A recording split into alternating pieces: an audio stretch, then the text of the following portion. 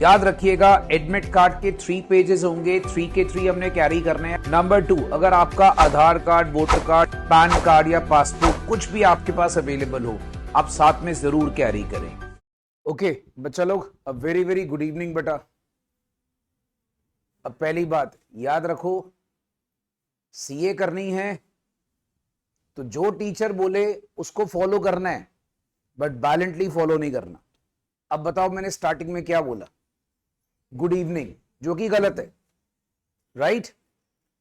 सबसे पहले बेटा इस कोर्स को करने के लिए स्मार्ट बनना, ठीक है? एक होता है भाई कि हम लोगों को भाई जो बोला जा रहा है हम उसको फॉलो कर रहे हैं, that is good, but follow करने के लिए और स्मार्टनेस भी होनी चाहिए भाई हमारे पास। तो यहां पर बच्चा मेरा आपको कहने का मतलब है कि जब आप सीए करते हो तो आपको सबसे पहली बात हार्डवर्क तो करना है, साथ में स्मार्ट वर्क भी करना है। तो मेरा जो पहला मुद्दा था बेटा आपसे बात करने का वो यही था कि अगर मैंने गुड इवनिंग बोला जबकि अभी मॉर्निंग है, तो हमने गुड इवनिंग का जवाब गुड इवनिंग देना, हमने बोलना भैया दिमाग को कंट्रोल रखना है, क्या करना है, गुड मॉर्निंग। अच्छा, so what is the first point, smart work is also required along with hard work, ये बात दिमाग में रखिएगा। so we have to become smart। सबसे पहली बात बेटा मैं ना आज आप लोगों को पढ़ाऊंगा नहीं, आज हमारी फर्स्ट डे ओरिएंटेशन क्लास है, मैं आपको इस कोर्स के बारे में बताऊंगा सिर्फ। आज हम लोगों का बच्चा ये सारा का सारा जो डिटेल है ना, मेरा मोटिव क्या है कि आपको सिर्फ एक्सप्लेन करना कि भाई ये कोर्स है क्या, बिकॉज आप लोग सीए कर रहे हो, ठीक है? चलो आप में से कोई पहले बच्चे से बात करते हैं। आप में से कोई बच्चा मुझे बता सकता है कि सर हमने सीए स्टार्ट तो कर ली, बट हमारा मोटिव क्या, हमने सीए के बारे में क्या सुना हुआ है? हमने सीए स्टार्ट कर ली, एग्रीड, हम फाउंडेशन में एडमिशन ले ली, ये भी एग्रीड है, बट हमने इसके बारे में सुना क्या है? What is this course, what is CA, what is chartered accountant, ये बताओ मुझे आप, करता क्या है, काम क्या उसका, क्यों हम ये कोर्स को स्टार्ट कर रहे हैं? क्या हमने किसी फ्रेंड के कहने पे स्टार्ट करा है, या मान लीजिए बेटा हमारे पेरेंट्स ने बोला तो हमने स्टार्ट कर लिया? अगर बच्चा आपके ये 2-3 मोटिव हैं तो पहले इसको क्रॉस कर देना। याद रखो, सीए अगर आपने स्टार्ट करनी है तो आपको दिल से करना है।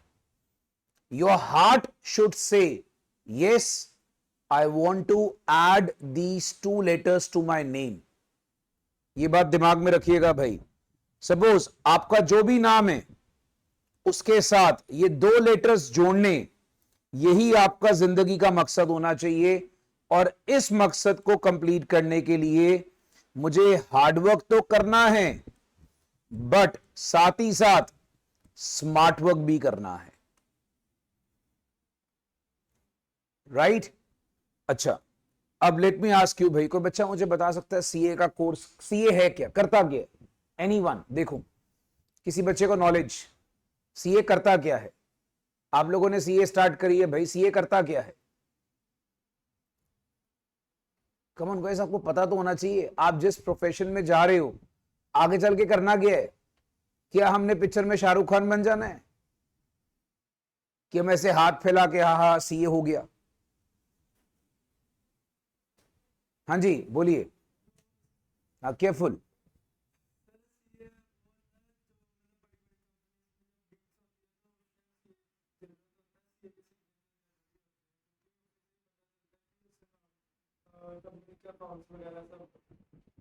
भाई ये भाई साहब बोल रहे हैं कि सीए की जरूरत पड़ती है जब बड़ी बड़ी कंपनीज में डील होती है तो सीए की जरूरत पड़ती है, और उसके बाद हमें सीए के सिग्नेचर्स की जरूरत पड़ती है। अच्छा अच्छा, ठीक है, ग्रेट, ठीक है। Anybody else? मतलब इनका विचार ये है भैया सीए खाली यही करता है कि बड़ी बड़ी कंपनीज में डील होती है तो सीए की जरूरत पड़ती है, उसके सिग्नेचर्स की जरूरत पड़ती है, दैट इज फाइन। और कुछ? कम ऑन यार, आप लोग इतने सारे बच्चे हो, एक को तो पता होगा हमने सीए स्टार्ट करनी, सीए करनी क्यों है। अब मैं आपको बेटा इसीलिए ओरिएंटेशन क्लास रखता हूं क्योंकि हम लोग सीए तो शुरू कर देते हैं, हमें बेसिकली पता ही नहीं होता। अब मेरे बच्चा सीए सिर्फ इस काम में नहीं आता, मैं आपको बताऊंगा अभी डिटेल में सारा। आप लोगों को क्या करना है भाई, सबसे पहले तो इस नए कोर्स के बारे में जानना है, ठीक है। सीए के 3 स्टेप्स होंगे। फाउंडेशन पहला जो हम कर रहे हैं, फिर आता है बच्चा इंटरमीडिएट, और उसके बाद क्या जाता है फाइनल, और उसके बाद आपको यह कुर्सी मिलती है। बच्चा लोग एक बात दिमाग में रखना, जैसे नेता की कुर्सी इंपॉर्टेंट होती है वैसे सीए की चेयर बड़ी इंपॉर्टेंट होती है। तो बेटा आपको ये 3 स्टेप पहले क्रॉस करके फिर जाकर ये सीए की चेयर मिलेगी आपको, ठीक है। अब सबसे पहले आपके दिमाग में कुछ चीजें आती हैं जब आप एक स्टूडेंट होते हो, सर हम सीए कोर्स क्यों कर रहे हैं, वाई, हम क्यों कर रहे हैं सीए कोर्स, सीए कोर्स है क्या। खाली इसका आप लोग अगर सोच लोगे कि I want to be CA, तो बेटा ये हमारे पास लाइफ में नहीं होना चाहिए। हम सीए का कोर्स क्यों कर रहे हैं, सीए का कोर्स है क्या, सीए करने के लिए स्टेप्स क्या फॉलो करने हैं। अच्छा चलो सीए कर ली, उसके बाद क्या करोगे, उसके बाद क्या करोगे। So I will answer all your questions in this particular class.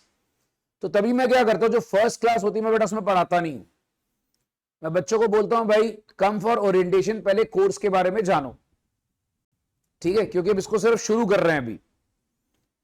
अच्छा अब ये सीए होता क्या है, सबसे पहली बात याद रखना, आप लोगों ने बेटा एक गाना सुना होगा, बड़ा फेमस एक सिंगर ने गाना गाया था, पैसा पैसा कर दी है पैसे पे तू मर्दी है, सुना हुआ गाना, ये सबने सुना हुआ है, गाने को ने सुन लेते हो, ठीक है। तो भाई साहब मतलब जब तक आपके लाइफ में मनी है, फाइनेंसेस है, तब तक भाई सीए का इंपॉर्टेंस बना रहेगा, और आपको पता है मनी कभी खत्म नहीं होगा। तो सीए का बेसिक काम क्या होता है बेटा, सीए एक बहुत एलीट फाइनेंस प्रोफेशन है। हर एक कंपनी चाहे वो बड़ी हो छोटी हो, उनको अपने मनी रिलेटेड मैटर्स के लिए, कंसल्टेंसी के लिए सीए चाहिए, याद रखिएगा। तो हमारे पास हमारी इंडस्ट्री फाइनेंशियल सर्विसेज के लिए जॉब ऑफर्स भी होती है। सीए क्या कर सकता है भाई, आपको बताता हूं। आपके पास 2 चीजें होती हैं after becoming a CA, you can do job, आप किसी कंपनी के अंदर अपनी सर्विसेज दे सकते हो। अब अगर मान लो आप में से कोई बंदा थोड़ा दिमाग का थोड़ा तो ना बंदा थोड़ा कि यार नहीं यार मेरे को जॉब नहीं करनी, मेरे को जॉब नहीं करनी, मैं एक काम करता हूं, I want to do my practice, मैं अपनी प्रैक्टिस करना चाहता हूं। बच्चा आगे आ जाइए, मैं अपनी प्रैक्टिस करना चाहता हूं, मैं जॉब नहीं करना चाहता, तो बेटा आप ये भी कर सकते हो। You know what is practice, opening your own office, अपना ऑफिस खोला और खुद अपना काम करा, क्लाइंट्स के साथ बात बूत करी, क्लाइंट्स के साथ थोड़ा सा इन टच रहे, और उसके बाद अपनी प्रैक्टिस शुरू कर दी। तो बच्चा सीए के अंदर 2 चीजें होती है बेटा, या तो आप जॉब कर सकते हो या आप कर सकते हो अपनी इंडिविजुअल प्रैक्टिस।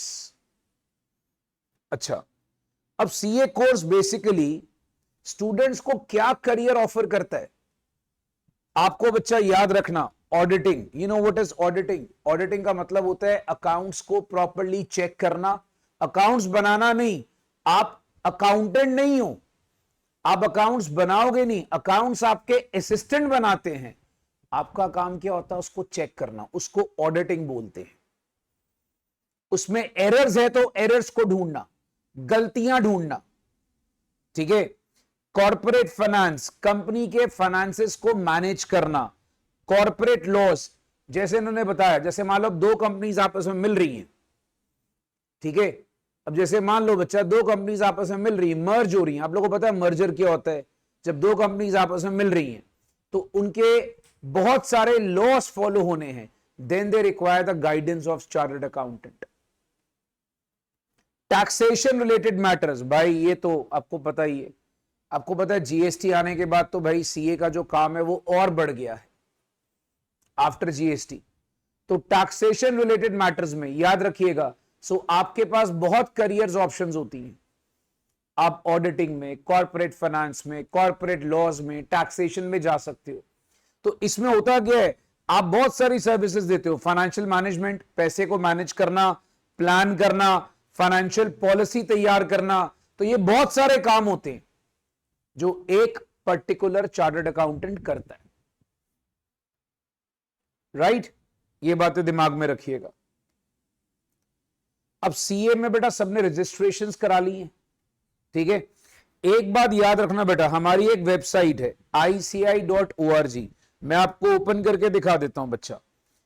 इसको ना आपने रोज सुबह उठकर, याद रखना भाई, इस वेबसाइट के ऊपर रोज सुबह जाकर इसको प्रणाम करना है। ये हमारे गुरुजी हैं, जैसे भगवान को प्रणाम करते हो बेटा ICAI, याद रखना। आपने ये स्टूडेंट सेक्शन पे बड़ा ही इंपॉर्टेंस रखना है, ठीक है। और ये बच्चा याद रखिएगा, आपकी वेबसाइट है, जो भी आपके पास मटेरियल, मैटर जो भी होगा वो सारा का सारा इस वेबसाइट से ही मिलेगा। वो मैं आपको सिखा दूंगा, बट आपको ये वेबसाइट याद रख लेनी है, ये बहुत काम की चीज है। अच्छा, मोरओवर भाई, सीए जो है फाउंडेशन में ना जब हम करते हैं, याद रखिएगा, फाउंडेशन में हमारे पास जो नॉलेज हमें मिलती है that is very comprehensive knowledge, याद रखना। उसमें ज्यादातर ना आपके एप्लीकेशंस होंगी, आपको लाइक जैसे सम्स आते हैं +1 +2 में, आप सम्स करते हो तो आप वैसे क्वेश्चंस वगैरह करते जाओगे, राइट। इंटरमीडिएट में क्या होता है भाई, उस नॉलेज का एनालिसिस करना, उसको आप समझते हो चीजों को और डिटेल में जाते हो, और फाइनल में क्या होता है उसका इवैल्यूएशन करना। तो मतलब ये जब आप पढ़ाई करोगे ना, याद रखना, जैसे सपोज कर लो हम लोग एक क्वेश्चन कर रहे हैं, कोई भी क्वेश्चन कर रहे हैं, अकाउंट्स का ही क्वेश्चन ले लेते हैं, आपने एक मेथड सीखा, सम कर लिया, फाउंडेशन, उसको हम क्यों करते हैं, why we are doing it, उसकी स्टडी करना, ठीक है, दैट इज इंटरमीडिएट एनालिसिस। उसके बाद उसमें ऐसा करा तो क्यों करा, that is the understanding in final, that is evaluation. तो ये हमारे बेटा लेवल्स का फर्क होता जाएगा, हमारा बेस वही रहता है। अब जैसे मान लो अकाउंट्स है, लॉ है, ऑडिट है, ये सब्जेक्ट्स बेटा आप जब पढ़ने शुरू करोगे फाउंडेशन से अकाउंट्स लॉ शुरू कर दोगे, और ये आगे चल के भी आपका अकाउंट्स लॉ फाइनल तक जाता है, बस खाली इसमें क्या लेवल्स बदलते जाते। तो ये बेसिकली आपकी पढ़ाई होती है। अच्छा, फिर सीए बनने का प्रॉपर एक रोड मैप क्या है कि भाई आप सीए फाउंडेशन के साथ स्टार्ट करते हो, और आपको पता होगा भाई कि आपके पास अब अटेम्प्ट 3 है, जैन मई सितंबर फाउंडेशन के अंदर, ठीक है। और जैसे ही आपने बेटा फाउंडेशन करी, next you will go for intermediate. अब उसमें गए, इंटर के दोनों एग्जाम्स पास करे। देखो मैं अभी ना आपको यहां पर इंटर के बारे में ज्यादा डिटेल में नहीं बताऊंगा, बिकॉज हमारा बेसिक ओरिएंटेशन क्या है, फाउंडेशन का है, ठीक है। तो इंटर में 2 ग्रुप्स होते हैं, वो क्लियर करा। एक आईटी ट्रेनिंग होती है, वो करी। अब आपकी प्रैक्टिकल ट्रेनिंग किसी सीए के अंदर 2 साल की होती है, वो कर ली। वो करने के बाद आपको फाइनल के लिए रजिस्टर कराना है। फिर एक होते हैं सेल्फ प्लेस ऑनलाइन मॉड्यूल, ये क्लियर करने होते हैं। ये सब चीजें आपको इंटर में बताई जाएंगी, अभी इसकी जरूरत नहीं है, अभी सिर्फ आपको एक बता रहा हूं कि स्टेप्स क्या है। फिर एक एडवांस आईटी ट्रेनिंग होती है। अच्छा, आपको एक अच्छी बात और बताता हूं जो बहुत कम बच्चों को पता होती है। जब आप इतना कर लेते हो, मान लो किसी वजह से आप फाइनल नहीं दे रहे, मान लो आप BAA that is business accounting associate का सर्टिफिकेट ले सकते हो। ICAI देता है, आप लोग ICAI पता ना कौन है, हमारा इंस्टीट्यूट, ठीक है, हमारे गुरुजी। तो बच्चा याद रखेंगे, आप BAA का सर्टिफिकेट ले सकते हो। मतलब मान लो किसी वजह से फाइनल नहीं करते, अगर आप इंटर तक यहां तक स्टेप ये कंप्लीट कर लेते हो, तो you will be called as BAA, business accounting associate. ये बातें याद रखिएगा। Then go for CA final, pass both groups and then you can apply for membership। फिर आपके साथ नाम लग जाएगा बेटा CA साहब। तो ये पूरे स्टेप्स होते हैं। जो आपने वहां पर बच्चा सारे के सारे सीए के अंदर करने। ठीक है, अच्छा अब इसमें भाई आपको बताता हूं बेसिकली कि हम लोग जब बात करते हैं ना कि भाई सीए के अंदर अपने सब्जेक्ट्स क्या क्या हैं, मैं पहले ना आपको सब्जेक्ट्स के बारे में बताता हूं। और हम एक काम करते हैं बेटा, सीए के अंदर जो सब्जेक्ट्स हैं हमारे, फाउंडेशन की बात कर रहा हूं, याद रखिएगा, I'm only talking about foundation. Foundation में बच्चा हमारा अकाउंटिंग है 100 नंबर का, as you all know accounting 100 number का है। सब्जेक्टिव पेपर होता है, इसमें कोई एमसीक्यू नहीं आता, कोई नेगेटिव मार्किंग नहीं है। लॉ हमारा 100 नंबर का है, कोई एमसीक्यू नहीं है, कोई नेगेटिव मार्किंग नहीं है। ठीक है, इसमें से ये सब्जेक्ट मैं पढ़ाऊंगा, इसमें से बेटा ये वाले सब्जेक्ट हमारे एक मैम आते हैं पीछे ही खड़े हैं आपके, वो पढ़ाएंगे आपको। ठीक है, याद रखना, इनके रुआब को देख के घबराना नहीं है। ओके, ये मैथ्स बच्चा मैं पढ़ाऊंगा, एक इको वाले मैम अलग से आते हैं, वो आपको इको पढ़ाएंगे, याद रखिएगा भाई। बट अब आपको बताता हूं मैथ्स और इको, मैं भी इसके बारे में आपको डिटेल में डिस्कस करूंगा। हम एक काम करते हैं, पहले मैम को मौका देते हैं। मैम आपको पहले ना सबसे मेन चीज है कानून, तो कानून के बारे में बताएंगे, राइट। याद रखना मैम जब भी क्लास में आए, आप लोगों ने सबने क्या करना है, पैरी पेना मैम ये बोलना है। ये बच्चे मजाक समझ रहे हैं, मैम ये सारे बच्चे मजाक क्यों समझ रहे हैं? बेटा सारे बच्चों ने क्या करना है, पैरी पेना मैम ऐसे करके बोलना है। ठीक है, चलो पहले हम एक काम करते हैं बेटा, मैं आपसे बात करता रहूंगा, ma'am as a next class. तो हम एक काम करते हैं, पहले मैम को बताने का मौका देते हैं कि लॉ है क्या बेसिकली सीए फाउंडेशन में। ठीक है, आइए मैम।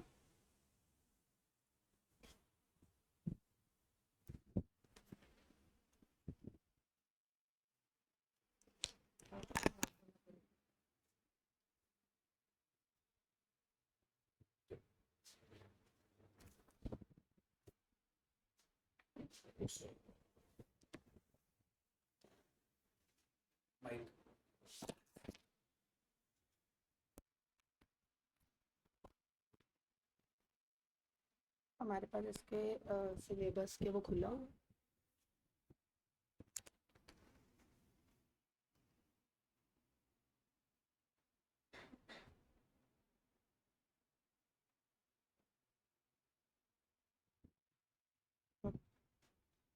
ठीक है, hello everyone, so I'll be taking your business laws, the second subject which sir talked about.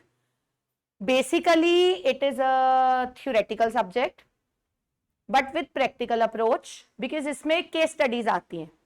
Case studies का मतलब होता है कि आपको लाइव एग्जांपल्स दिए जाएंगे, जैसे कि अगर कोई सड़क पे चल रहा है, उससे उसकी गाड़ी किसी के साथ एक्सीडेंट हो गया, तो कौन कंपनसेशन क्लेम कर सकता है, जिससे गाड़ी बजी या सामने जिसकी गाड़ी थी, एज एन एग्जांपल। तो इट्स अ थ्योरेटिकल सब्जेक्ट। जब हम थ्योरी पढ़ेंगे, थ्योरी को कंसिडर करते हुए हमें कॉन्सेप्ट्स को समझना पड़ेगा, और जो सिचुएशंस वो आपको देंगे, आप समझ लो रियल लाइफ सिचुएशंस वो आपके सामने रख देते हैं, उसके ऊपर as a chartered accountant, as a blooming chartered accountant, आप क्या कमेंट करोगे कि आपको उस सिचुएशन के बारे में क्या लगता है। तो आपको लॉ उस हिसाब से प्रैक्टिकल अप्रोच में लिखना पड़ेगा। बेसिकली अगर हम बिजनेस लॉज की बात करें, कल को आप चार्टर्ड अकाउंटेंट बनते हो, या आप जॉब में जाओगे, या आप अपनी प्रैक्टिस करोगे, या आप किसी ना किसी बिजनेस में जाओगे, तो बेसिकली अगर आप कोई बिजनेस ऑपरेट करते हो या क्लाइंट के साथ जुड़ते हो, तो आपको बिजनेस को कैसे ऑपरेट करना है, उसको स्टार्ट करने के, उसको प्रोलॉन्ग चलाने के लिए क्या रूल्स रेगुलेशंस होंगी जिनकी पालना करनी पड़ेगी। अगर अपना बिजनेस खोलोगे तो सेल्फ पता होने चाहिए, अगर चार्टर्ड अकाउंटेंट के तौर पे, मेंबरशिप के तौर पे अपना काम करते हो, कोई क्लाइंट आपके पास आता है, तो वही रूल्स रेगुलेशंस आपने उसको सजेस्ट करने होते हैं जिसके ऊपर उसका बिजनेस बेस्ड है। तो वो क्या रूल्स हैं, क्या रेगुलेशंस हैं, जिन बेसिस पे दो पार्टीज आपस में डीलिंग कर सकती हैं, आप कंपनी ऑपरेट कर सकते हो, आप कोई बिजनेस खोल सकते हो, आप सोल प्रोप्राइटरशिप में जा सकते हो, आपको क्या रूल्स फॉलो करने, वो सारे मैंने पढ़ाने। ठीक है, ओवरऑल आपका जो सब्जेक्ट है वो 100 मार्क्स का है, और सिलेबस ये आपके सामने ओपन सर ने किया हुआ है। सबसे पहले आपके सिलेबस में है इंडियन रेगुलेटरी फ्रेमवर्क। ये एक बेसिक चैप्टर है जिसमें वो आपको सिंपल बातें बताएंगे कि supreme court, high court, district court या मेट्रोपॉलिटन कोर्ट्स क्या क्या करते हैं। फिर आपको डिफरेंट मिनिस्ट्रीज के बारे में बताएंगे कि जैसे ministry of human resource, ministry of corporate affairs, उनके बारे में हम टोटल डिटेल पढ़ेंगे और लॉ कहां कहां अप्लाई होता है और एक चार्टर्ड अकाउंटेंट को लॉ पढ़ना क्यों जरूरी है, ये सब कुछ आपको फर्स्ट चैप्टर में गिवन है। ठीक है, उसके बाद जो मेन चैप्टर आपके सिलेबस में आता है that is Indian contract act. सबसे ज्यादा टाइम कंज्यूमिंग भी यही है, और आप अभी लॉ करो, इंटर में करो या फाइनल में खुद करो, जब भी करो, this is the one chapter which is the roots of the law. इसके ऊपर आपका सारा लॉ बेस्ड होगा, that is Indian contract act. थोड़ा सा लेंदी चैप्टर होता है बट बड़ा इंटरेस्टिंग चैप्टर होता है, और एक बारी जो बच्चा इसमें ग्रिप क्रिएट कर लेता है उसको बाकी एक्ट समझने में दिक्कत नहीं आती है। ठीक है, तीसरा हमारे पास है सेल्स ऑफ गुड्स एक्ट। ये ऐसा एक्ट है जो मूवेबल्स पे लगता है, जो चीजें एक जगह से दूसरी जगह जा सकती हो, जैसे कि इलेक्ट्रिसिटी, जैसे कि शेयर्स हम ट्रांसफर कर सकते हैं। तो यहां पे हम अकाउंट्स वाले गुड्स कंसिडर नहीं करेंगे, हम लॉ वाले गुड्स कंसिडर करेंगे, मतलब anything which is movable even if it is electricity. ठीक है, अगला हमारे पास आता है इंडियन पार्टनरशिप एक्ट। आपने जब +1 +2 किया होता है आपने पार्टनरशिप अकाउंट्स किए होते हैं। पार्टनरशिप अकाउंट्स आपको क्रिएट करने आते हैं, बट पार्टनर्स के ऊपर क्या रूल्स एंड रेगुलेशंस लगते हैं जब वो पार्टनरशिप क्रिएट कर रहे होते हैं, उनकी सारी डिस्कशन हम इस एक्ट में करेंगे। ठीक है, उसके बाद हमारे पास आता है लिमिटेड लायबिलिटी पार्टनरशिप एक्ट। अब जो पुराना पार्टनरशिप है उसमें बहुत सारे डिसएडवांटेजेस थे, जैसे कि अनलिमिटेड लायबिलिटी, पढ़ा होगा आपने, पार्टनर्स की लायबिलिटी अनलिमिटेड होती है। Then one of the most disadvantage was कि आपको पार्टनरशिप की रजिस्ट्रेशन करवानी कंपलसरी नहीं है।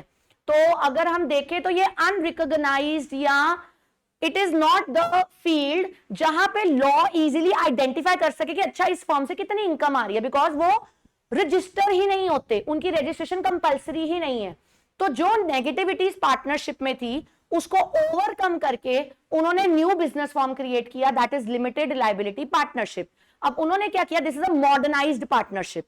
जो हम नॉर्मल पार्टनरशिप पढ़ते हैं that is traditional partnership now, और जो हम लिमिटेड लायबिलिटी पार्टनरशिप पढ़ते हैं दिस इज मॉडर्नाइज्ड पार्टनरशिप, जिसमें उसके डिसएडवांटेजेस को खत्म करके न्यू पार्टनरशिप क्रिएट करी। तो बट ऑब्वियस है, पुरानी वाली अगर धक्यानुसी बात बोलती थी कि लायबिलिटी अनलिमिटेड है, ये रेक्टिफाई करके क्या बोलेगी, लायबिलिटी लिमिटेड है। जैसे वो कहते थे रजिस्ट्रेशन कंपलसरी नहीं है, उन्होंने इस चीज को रेक्टिफाई किया और अब वो क्या बोलते हैं, रजिस्ट्रेशन कंपलसरी है। तो जो उनके डिसएडवांटेजेस थे उसको ओवरकम किया। हाँ, बट पार्टनरशिप एक्ट जो ट्रेडिशनल वाला है वो रिपील नहीं हुआ, वो हटा नहीं है, वो एज इट इज है, बट उसका modernised version limited liability partnership में आ चुका है।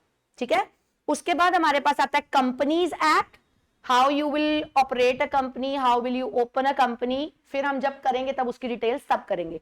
और लास्ट हमारे पास आता है नेगोशिएबल इंस्ट्रूमेंट एक्ट। इसमें सारे लॉज हैं related to bills of exchange, related to promissory note and cheque. ठीक है, 3 चीजें इसमें कवर होती हैं। As far as the whole syllabus is concerned, सिर्फ कॉन्ट्रैक्ट एक्ट टाइम लेता है, और जितना टाइम कॉन्ट्रैक्ट एक्ट लेता है उतना टाइम बाकी के सारे कलेक्टिवली लेते हैं। मतलब अगर आप लगा के चलो, अगर हम 50 लेक्चर्स कॉन्ट्रैक्ट एक्ट के देते हैं तो अप्रोक्सीमेटली 35 लेक्चर्स के आसपास में बाकी सारा लॉ फिनिश हो जाता है, सिर्फ टाइम कंज्यूमिंग कॉन्ट्रैक्ट एक्ट है। ठीक है, अब बेसिकली सर जो सब्जेक्ट्स लेते हैं वो सब्जेक्ट्स माय बाप है, माय बाप इन द सेंस वो लोग आपको 90s दिलवाएंगे और वही सब्जेक्ट्स आपका टोटल बनाएंगे। ये सब्जेक्ट वो है जिसने सबसे ज्यादा तंग करना है, लॉ। बच्चे डरते हैं लॉ से, बट डरने वाली बात नहीं होती है, बिकॉज उन्होंने अपने पास एक ये सब्जेक्ट ऐसा रखा है जिसमें वो मार्क्स नहीं देते हैं, बहुत कम मार्क्स देते हैं, 60 को डिस्टिंक्शन मान के चला जाता है।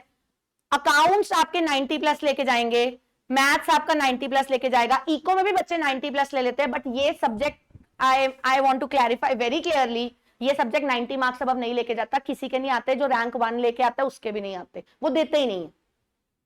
ठीक है, मैथ्स जो हाईएस्ट मार्क्स जाते हैं वो 81 82 के आसपास होते हैं, 60+ को वो डिस्टिंक्शन कंसिडर करते हैं। दिस इज द पेपर जिसमें उन्होंने ये देखना है कि कल को आपको अगर किसी क्लाइंट की असाइनमेंट्स आती है या आपने किसी की बुक्स मेंटेन करनी है तो आप किस तरीके से गंद मचा के करोगे कि बहुत सोफिस्टिकेटेडली प्रेजेंट करके किसी भी चीज को रिप्रेजेंट करोगे। तो दिस इज अ सब्जेक्ट, यहां से वो तुम्हारी रिटेंशन पावर, जिसको रट्टा बोलते हैं, 5% रट्टा काउंट होगा, 95% आपका दिमाग कितना शातिर है वो काउंट होगा, आपके प्रेजेंटेशन स्किल्स काउंट होंगे, बिकॉज आपको सब कुछ लेआउट क्रिएट करना होता है। तो इट इज द सब्जेक्ट जो तंग करेगा, बाकी 3 सब्जेक्ट्स तंग नहीं करते हैं, ये सब्जेक्ट तंग करता है।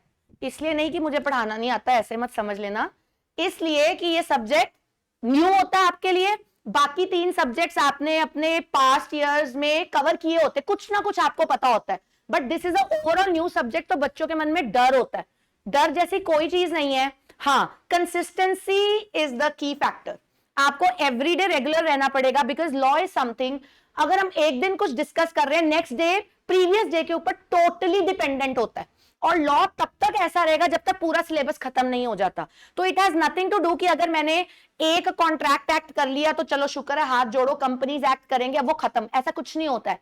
कंपनीज एक्ट के कुछ कॉन्सेप्ट्स कॉन्ट्रैक्ट एक्ट पे डिपेंडेंट होंगे, ऐसे ही दूसरे एक्ट के कॉन्सेप्ट कॉन्ट्रैक्ट एक्ट पे डिपेंडेंट होंगे। तो it is interlinked subject with every act, तो उसमें कंसिस्टेंसी इज द मेन की फैक्टर।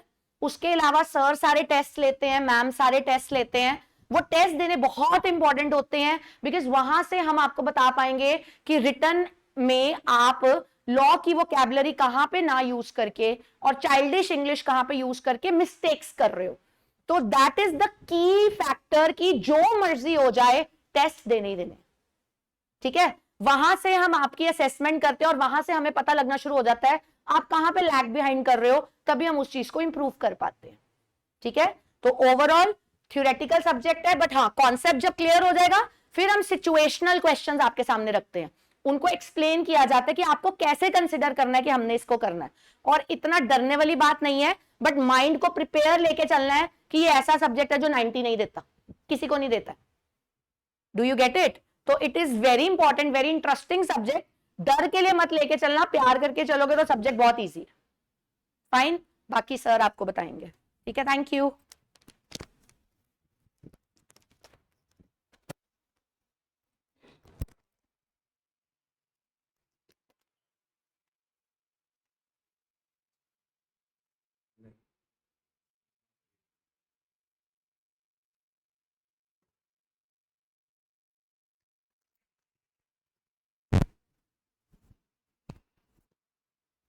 बच्चा लोग, मैंने पहले आप लोगों को लॉ से क्यों इंट्रोड्यूस करवा दिया आपको बताता हूं। नॉर्मली क्या होता है, जैसे मैम ने आपको बताया, ये ना सिर्फ बच्चों के मन में डर होता है, आपको ऑनेस्टली बताऊं, बट अगर मैं as a being a student बात करूं ना, अगर मैं स्टूडेंट हूं आपकी जगह पे, तो लॉ से ज्यादा इंटरेस्टिंग सब्जेक्ट कोई है ही नहीं, क्योंकि जो केस स्टडीज आप उसमें पढ़ते हो, और आपको एक चीज का वादा करता हूं बेटा, जिस तरीके से मैम आपको पढ़ाएंगे, बच्चे कहते होते हैं, आप किसी पुराने बच्चे से पूछना, कहते मैम के नोट्स ही सफिशिएंट है। मैं इसलिए नहीं कह रहा because she is my teacher, ऐसा नहीं, but trust me, you can ask other students.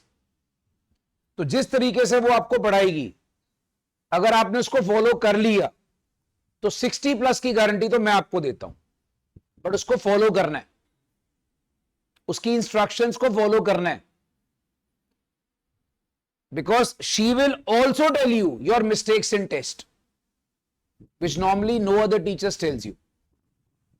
इतना आसान नहीं होता उसको लॉ की मिस्टेक्स को निकाल के बताना, राइट?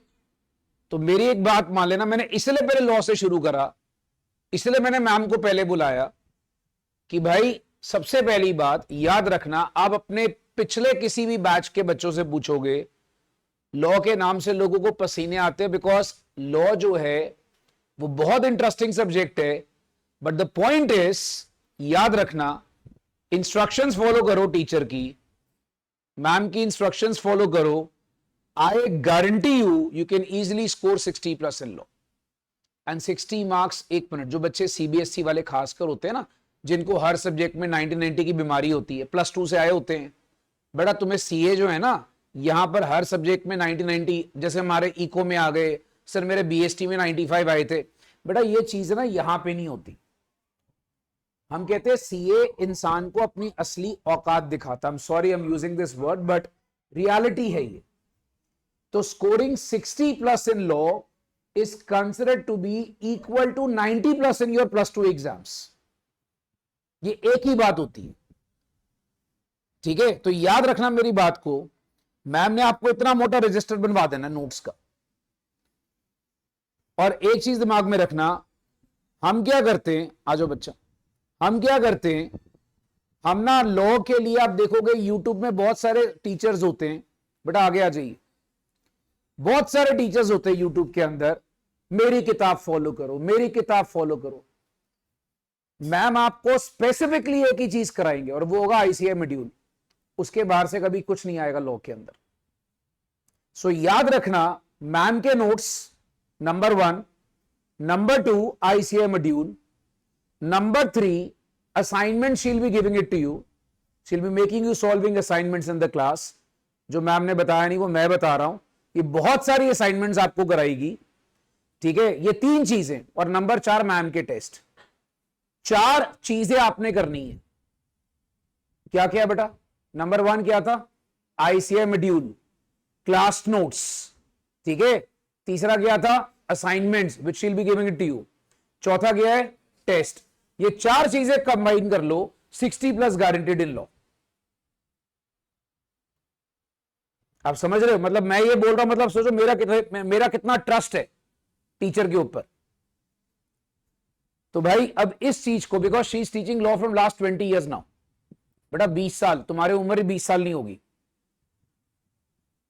राइट? तो ये चीजें दिमाग में रखना। हम लोग बच्चा अब आते हैं, जब हम सब्जेक्ट्स की बात कर रहे थे ना, हम जब सब्जेक्ट्स की बात कर रहे थे तो सब्जेक्ट्स में बच्चा हमारे पास आता है। अब मैं अपने सब्जेक्ट्स के ऊपर आता हूं आपके पास। अकाउंट्स, जो कि हमारा सेवियर होता है, जैसे मैम ने आपको बताया कि भैया अकाउंट्स हमारा सेवियर है। सेवियर मतलब क्या हो गया मेरे भाई, कि डूबते को कहते हैं ना तिनके का सहारा। अकाउंट्स हमारा 90 प्लस वाला सब्जेक्ट है। अगर हम ढंग से करते तो हम फाउंडेशन में भी 90 या 80 प्लस तो बड़े आराम से ला सकते। याद रखना, मेरे खुद के बहुत सारे स्टूडेंट्स के 90 प्लस के मार्क्स हैं अकाउंट्स के अंदर। तो याद रखना, अकाउंट्स का सबसे बेस्ट पार्ट, इसमें एमसीक्यू नहीं है, कोई नेगेटिव मार्किंग नहीं है, सब्जेक्टिव पेपर है। डिटेल में आप बड़े आराम से पूरा पेपर करोगे, फॉर्मेट बनाओगे, नरेशन लिखोगे। अच्छा, बट अब इस केस में क्या चक्कर है भाई, कि अकाउंट्स बेसिकली है क्या, पहले मैं आपको इसके बारे में बताता हूं। देखो अकाउंट्स का ना, अगर बच्चे, मैं रिकमेंड क्या करूंगा, मैंने एक प्रॉपर आपको सिलेबस और पेपर पैटर्न तैयार करके दिया है।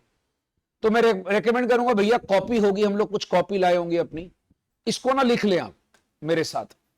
ये लिखना जरूरी है भाई, क्योंकि तुम लोगों को सिलेबस स्टार्ट करने के पहले ये तो पता चलना चाहिए कि अकाउंट्स का सिलेबस और पेपर पैटर्न क्या है। It is a very very important thing भाई। तो इसको बच्चे क्या करें, लिख लें, ऊपर हेडिंग लिखो।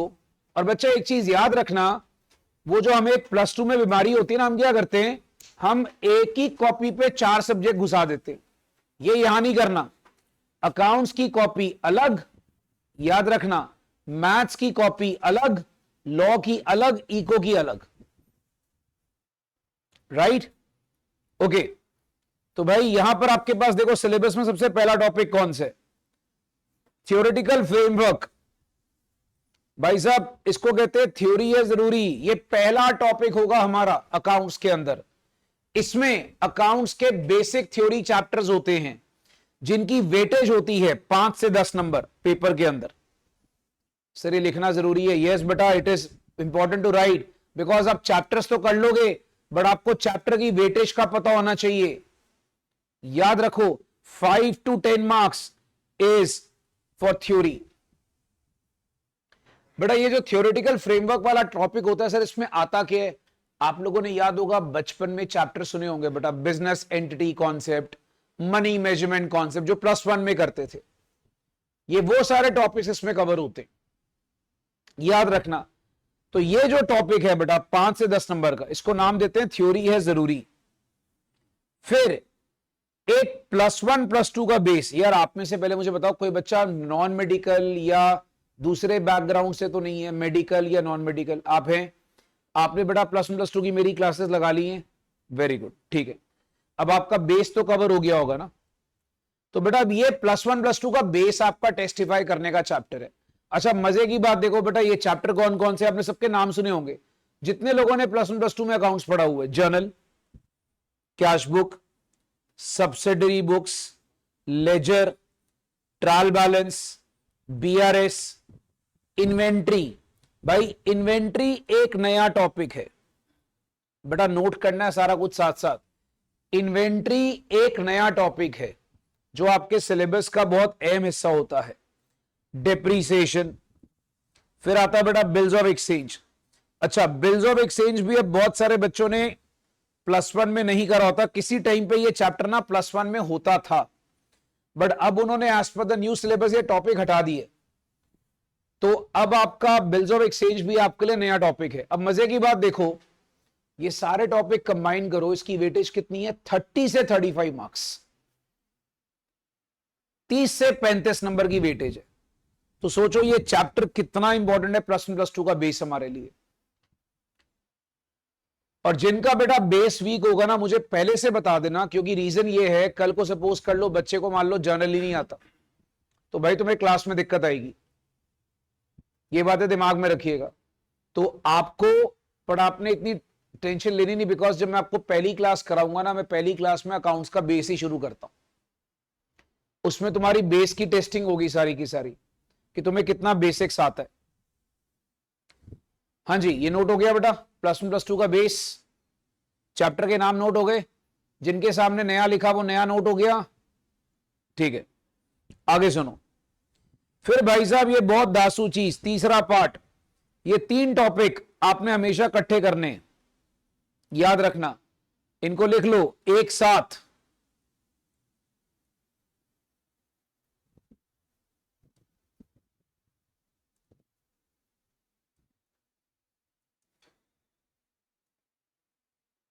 ये हमेशा एक साथ करने हैं। 20 से 25 नंबर की वेटेज है बेटा फाइनल अकाउंट्स। एक चैप्टर आएगा एनपीओ। अब बच्चा बोलेगा सर एनपीओ का फुल फॉर्म क्या होता है? Non profit organisations.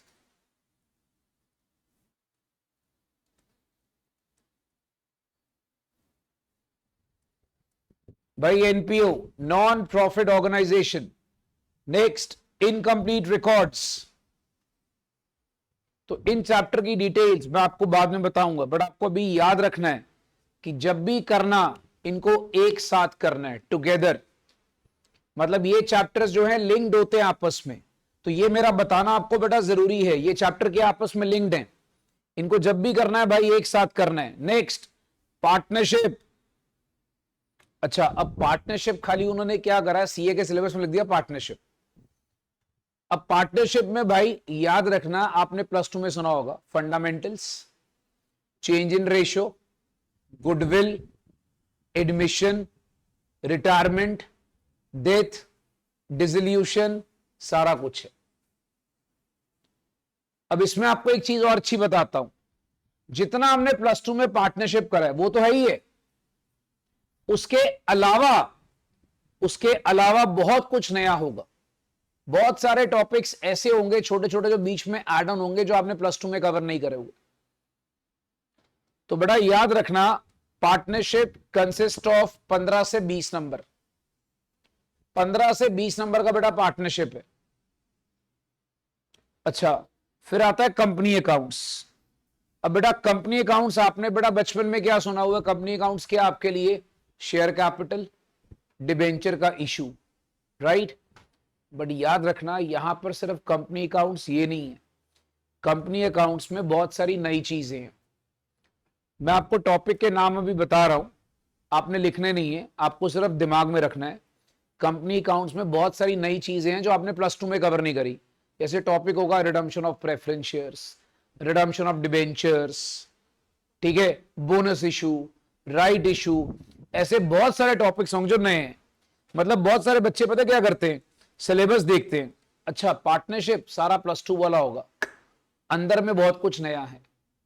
Company accounts सारा +2 वाला होगा, बेस वही है, बेस वही है, but we have lot of new things in it which we have to study. So बच्चों याद रखेंगे, हमारा जो अकाउंट्स का सिलेबस है ना भाई, ये वो 5 हिस्सों में मैं इसको डिवाइड कर देता हूं, और अब देखोगे सबकी वेटेज मैंने आपको बता दी है कि क्या है। अच्छा, अब मोरओवर ये नोट नहीं करना, ये मैंने आपके लिए क्या करा है, मैंने ना एक आपके लिए चैप्टर वाइज एनालिसिस चार्ट दी है, ये आप लोगों को नोट नहीं करना, क्योंकि जब मैं आपको बुक्स दूंगा ना, आप मेरी बुक में देखोगे हर चैप्टर के पहले ना ऐसा एक चार्ट लिखा हुआ है, हर चैप्टर के पहले। मेरी किताब अगर आप देखोगे हर चैप्टर के पहले एक वो चार्ट दिया हुआ है। ये सिर्फ मैंने आप प्रेजेंट कर रहा हूं आपको समझाने के लिए। यहां पर क्या कहानी है भाई, जैसे फॉर एग्जाम्पल कौन से अटेम्प्ट में, जैसे अटेम्प्ट आ गया दिसंबर 21 या मई 22 या जून 22 या नवंबर 22, आप कह लीजिए दिसंबर 22, मतलब कौन से अटेम्प्ट में कितने मार्क्स का कौन से चैप्टर से आया था, एक आइडिया लेते हैं। जैसे अगर आप नोटिस करते हो भाई, ये देखो, ये जो है ना, ये सारा ये थ्योरी के टॉपिक्स हैं, ये सारे थ्योरी टॉपिक्स हैं बेटा। अब अगर आप नोटिस करते हो किसी से एवरेज 2 नंबर का आ रहा है, तो आप नोटिस करो यहां पर अगर मैं इनका टोटल करता हूं तो ये अप्रोक्सीमेटली भाई आपके पास, मैंने बताया जैसे 5 से 10 नंबर का इन चैप्टर से आ जाता है। ये स्टार्टिंग के थ्योरी टॉपिक है। अच्छा, आप देखो कभी कभी सीए में ना कोई फिक्स पैटर्न नहीं है। अब जैसे मान लो meaning and scope of accounting, जनवरी 25 में 8 नंबर का पेपर आ गया इसमें से। जैसे हम लोग करते हैं ना सीबीएसई में, यार ये छोड़ जाते हैं, ये कर जाते हैं, भैया सीए में ऐसा नहीं करना। सीए में याद रखना बेसिक रूल है, कुछ नहीं छोड़ के जाना। आप सोच के जा रहे हो कि इस चैप्टर से नहीं आएगा, उस चैप्टर से 8 नंबर का क्वेश्चन आ गया, तो यू नेवर एक्सपेक्ट। आप देखो इन्होंने पहले किसी अटेम्प्ट में नहीं डाला, 5 नंबर अचानक से डाल दिया। अब meaning and scope of accounting क्या है, वो जो अकाउंटिंग के स्टार्टिंग वाले अकाउंटिंग होता क्या है, उसके एडवांटेजेस क्या है, उसकी लिमिटेशंस क्या है, वो वाला टॉपिक, उससे 8 नंबर का। अब बच्चे ने अगर पढ़ा नहीं होगा तो भाई लिखेगा क्या, सोचो। मैं ज्यादा पुरानी बात नहीं कर रहा, मैं जनवरी 25 की बात कर रहा हूं, इसी साल की। अच्छा, अब जैसे मान लीजिए ये एक छोटा सा टॉपिक है, contingent assets and contingent liability. ये देखो इसमें 6 नंबर का आ गया अचानक से, आगे पीछे कभी आया नहीं, कभी नहीं आया, अचानक से 6 नंबर का एक टॉपिक डाल दिया उसके अंदर। तो मतलब मुद्दा ये है मेरे बच्चा, अगर हम बोले ना हम छोड़ के चले जाएं, कभी ये गलती मत करना, कभी भी ये मिस्टेक नहीं करनी कि हम ये छोड़ के जा रहे हैं, राइट। अच्छा, फिर जैसे अगर हम बात करते हैं, मैंने आपको बताया जनरल एंट्रीज। बच्चा बोलेगा जनरल एंट्री से क्या आ सकता है, आप देखो 5 नंबर का क्वेश्चन आ गया, ये देखो। बाकी बात छोड़ो, लेजर, लेजर से देखो 5 नंबर का क्वेश्चन। तो मतलब वो कुछ रैंडम सा आपका प्लेसमेंट डाल देते बेटा कुछ भी पेपर के अंदर। अब बच्चा बोलेगा सर ट्रायल बैलेंस से भी क्वेश्चन आता है, हाँ जी भाई, ये देखो 5 नंबर। सब्सिडरी बुक्स, बाकी छोड़ो, सब्सिडरी बुक आपने +1 में करी होगी, कौन कौन सी, परचेज बुक, सेल बुक, ये सब चीजें करी हैं। 5 नंबर का क्वेश्चन जून 24 में, जनवरी 25 में 4 नंबर का क्वेश्चन। तो मतलब मैं ज्यादा पीछे जा ही नहीं रहा, मैं अभी 1-2 साल पुरानी बात कर रहा हूं आपसे। अच्छा, कैश बुक, कैश बुक देखो बेटा 7 नंबर का क्वेश्चन दिसंबर 23 में। अब अगर मान लो जो बच्चा बोलता है कैश बुक मैं छोड़ के चला जाता हूं, मैं इसीलिए कहता हूं बेटा सीए के अंदर रूल क्या है, अगर स्कोर करना है 80+ या 90+ का टारगेट है तो कभी कुछ छोड़ के नहीं जाना, ये सब बातें याद रखिएगा। बाकी अगर आप चेक करोगे ये मेन चैप्टर्स है, रेक्टिफिकेशन, बीआरएस, इन्वेंट्रीज, इसमें से अगर आप एवरेज चेक करोगे ना, एवरेज, तो ये मैंने एक एवरेज चार्ट बनाया बेटा, आप देखोगे 4 नंबर, 6 नंबर, 7 नंबर, ये सब क्वेश्चन इसमें से आए हुए हैं। अच्छा, अब देखो जैसे एक टॉपिक है बिल्स ऑफ एक्सचेंज, पहले 10 का आया, फिर अगले साल आया नहीं। अब देखो कैसे गेम प्ले करते हैं आपके साथ। फिर 2 नंबर का, अच्छा बच्चा सोच रहा है यार ये तो आता ही नहीं है, पिछले 2-3 साल का पेपर देखा, आता ही नहीं है, बच्चा सोच के चला गया, भैया 15 नंबर का क्वेश्चन उठा के डाल दिया उसने। तो इसीलिए what is my purpose of showing you this, never leave anything, do everything, every part of syllabus very properly. ठीक है बच्चा, तो ये अकाउंट्स के अंदर दिमाग में रखना। अच्छा, वैसे ये चार्ट आपको टेंशन नहीं है, आपको गिवन होगा बुक के अंदर। अच्छा, अब हमारा बेटा ये नोट करना है अकाउंट्स का पेपर पैटर्न क्या होता है। हमारे को अकाउंट्स में क्वेश्चन आएंगे तो कैसे आएंगे। देखो, पहली बात, आपको अगर जितने बच्चों को पेपर पैटर्न सीए फाउंडेशन का नहीं पता, भाई पहला क्वेश्चन कंपलसरी क्वेश्चन होता है 20 नंबर का। ये बात याद रखना बच्चा, first question is your compulsory question. बेटा साथ साथ नोट भी करना है, first question is your compulsory question 20 number का। अब सर 20 नंबर का क्वेश्चन क्या सारा प्रैक्टिकल होता है? नहीं बच्चा लोग याद रखना, 20 नंबर का क्वेश्चन सारा प्रैक्टिकल नहीं होता। आपका क्या आता है भाई, पार्ट 1 इसमें आता है थ्योरी। इसमें हमेशा याद रखना थ्योरी के 6 क्वेश्चंस होते हैं। ये ना true and false with reason वाले क्वेश्चन होते हैं। इसमें लिखा आता है कि भाई ट्रू है कि फॉल्स है, गिव रीजंस। ट्रू है कि फॉल्स है, गिव रीजंस। याद रखो। और बच्चों ये सारे क्वेश्चंस 2 मार्क्स ईच होते हैं। याद रखना, ये सारे क्वेश्चंस कौन से होते हैं, ये 2 मार्क्स ईच वाले होते हैं। 2 मार्क्स के 6 क्वेश्चन। आप समझ सकते हो भाई, अगर 2 मार्क्स के 6 क्वेश्चंस आ गए तो 12 नंबर अपने आप हो गए। और ये सारा थ्योरी होते हैं। तो मतलब जैसे एक बच्चे के मन में सवाल आता, सर थ्योरी कितनी? बेटा मिनिमम 12 की तो थ्योरी आनी है। मिनिमम 12 नंबर की थ्योरी पेपर में आनी है, मैक्सिमम ज्यादा भी जा सकती है, मतलब मिनिमम 12 नंबर की थ्योरी। अच्छा, अब ये ट्रू फॉल्स क्वेश्चन पूरे सिलेबस में से कहीं से भी आ सकते हैं। याद रखना, आप जब मेरी बुक चेक करोगे, मैं आपको जो बुक दूंगा अकाउंट्स की, उसमें सबसे पहले मैं वहां पर आपको ट्रू फॉल्स के हर चैप्टर के क्वेश्चन दे रहा हूं। अगर आप मेरी किताब कोई भी चेक कर लो बेटा, मेरे किताब के अंदर आप देखोगे सबसे पहले क्वेश्चन ही स्टार्ट किससे होंगे, ट्रू फॉल्स के। क्योंकि बच्चे ना नॉर्मली थ्योरी बड़ा इग्नोर करते हैं, ये बिल्कुल गलती नहीं करनी। 12 नंबर की थ्योरी तो बेटा पक्की है, 101% है। अच्छा, फिर जो पार्ट 2 आता है बेटा कंपलसरी क्वेश्चन में, इसमें नॉर्मली क्या होता है, 2 क्वेश्चन आते हैं 4-4 नंबर के। अब ये जो 2 क्वेश्चन होते हैं 4-4 नंबर के, it can be either theory और प्रैक्टिकल। तो आप देखो 2 × 4 8 हो गए, 8 और 12 20 नंबर का पहला कंपलसरी क्वेश्चन। ये सब पार्ट्स में डिवाइड होता है। इसके बाद आपके पास क्या होता है, 20-20 नंबर के ना 5 क्वेश्चन आते हैं। याद रखना, आपके पास क्या आएगा भाई, 20-20 नंबर के 5 क्वेश्चन होंगे दोस्तों। याद रखना, 20-20 नंबर के 5 क्वेश्चन, 1 2 3 4 5 क्वेश्चन होंगे। और आपने कोई 4 करने इसके अंदर, एनी 4। हम एक क्वेश्चन ऑप्शन में छोड़ सकते हैं। अब आप सोचो, 20-20 नंबर के 4 क्वेश्चन, 80 80 और 20 टोटल कितना हो गया, 100। अच्छा, अब ये जो 20-20 नंबर के क्वेश्चन आते हैं, ये आपको एक बड़ा क्वेश्चन भी आ सकता है, पर ज्यादातर क्या होता है, क्वेश्चन के सब पार्ट्स होते हैं। जैसे फॉर एग्जांपल मान लो क्वेश्चन 2 पेपर में आया, उसमें क्या होगा, एक सब पार्ट हो जाएगा सपोज 10 नंबर का, एक सब पार्ट हो जाएगा 10 नंबर का। 10 और 10 कितना हो गया, 20। तो ऐसे क्वेश्चन की ब्रेकेज कर देते हैं उन लोग। तो आपको पहले अकाउंट्स शुरू करने के पहले you should understand the paper pattern. अब आप मुझे बताइए, सारे बच्चों को बेटा ये पेपर पैटर्न क्लियर है? किसी बच्चे को डाउट तो नहीं इसमें? ठीक है। अच्छा, फिर बच्चा हम लोग ना मेन चीज आते। अच्छा, इसमें ना आपको बता देता हूं, मैंने ये लॉ का चार्ट भी आपको दे दिया है।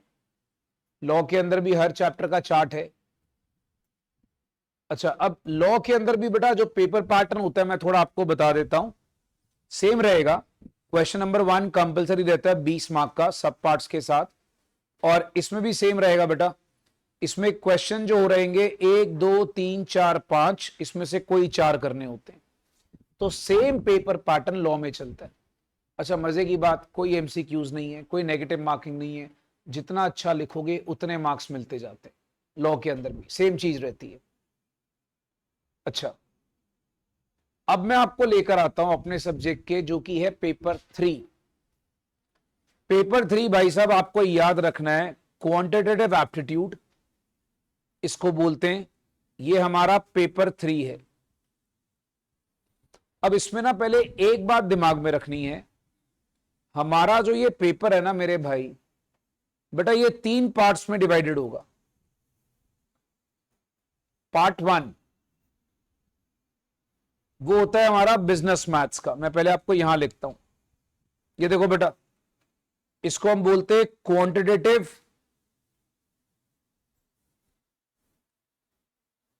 एप्टीट्यूड। इस पेपर को हम 3 पार्ट्स में डिवाइड करते हैं। बेटा part 1 is your business maths. Part 2 LR। LR is what? Logical reasoning.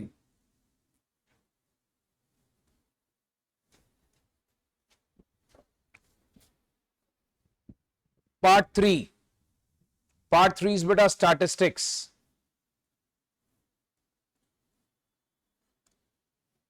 अब इसमें भी वेटेज है भाई, ये 40 मार्क्स का है कंफर्म, ये 20 मार्क्स का होता है कंफर्म, ये 40 नंबर का है।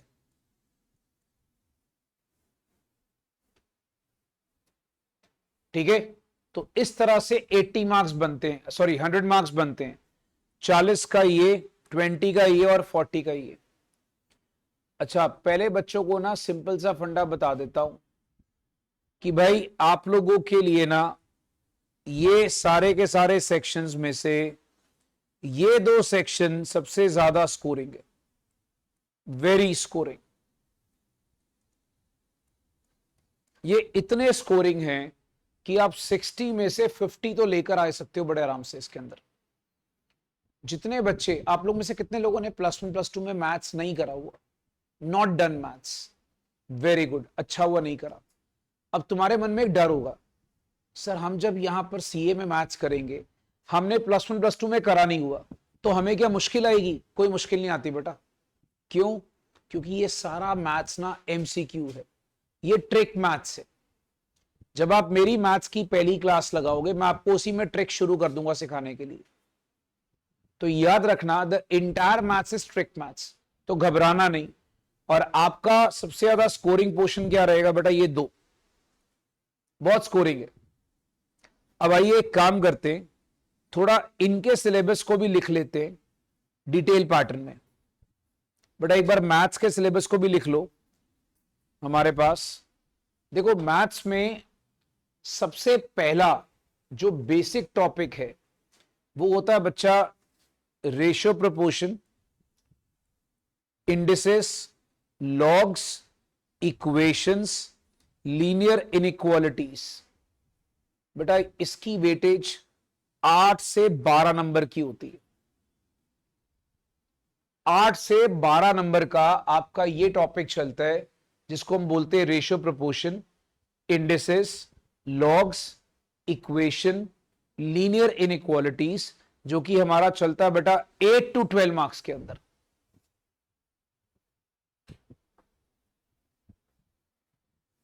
अच्छा, ये आप कह लीजिए आपके सिलेबस का पहला हिस्सा। दूसरा दोस्त, ये चैप्टर बहुत इंपॉर्टेंट है हमारे मैथ्स के सिलेबस के लिए, आप इसको लिख सकते हैं most important topic.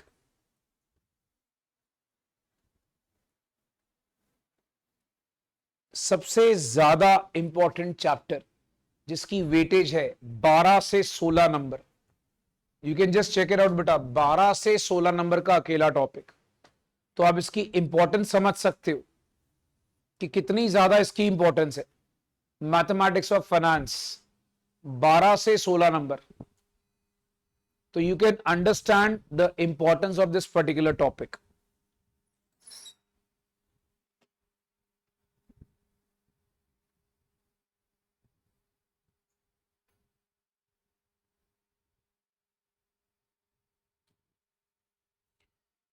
Done.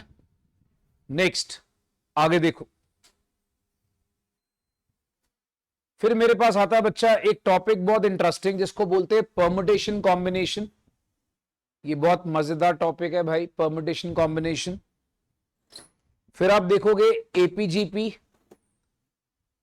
AP GP, set relation function and calculus. ये 12 से 20 नंबर का टॉपिक है।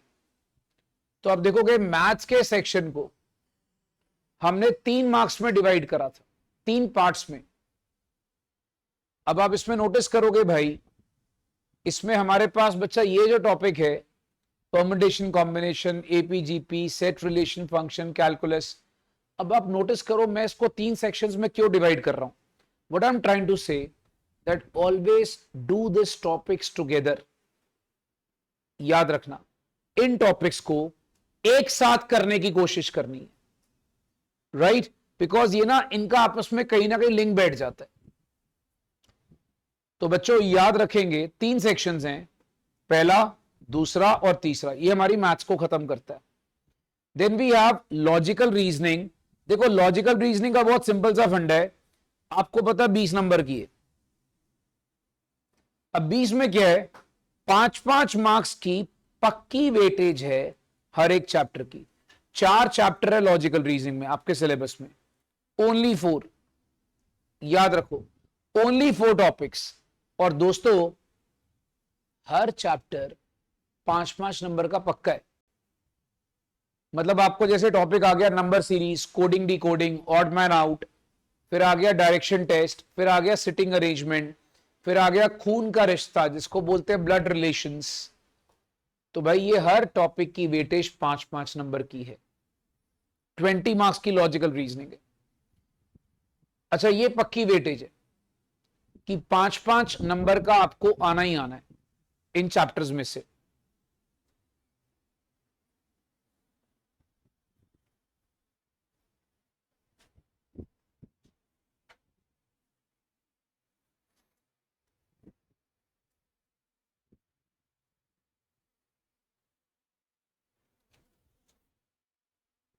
हाँ जी बच्चा लोग, डन, नोटेड, ठीक है। अब आ जाइए बच्चा आपका एक और स्कोरिंग पोर्शन। ये नोट हो गया ना कि कुछ कर रहे हैं बच्चे। If you are doing it I will wait, don't worry.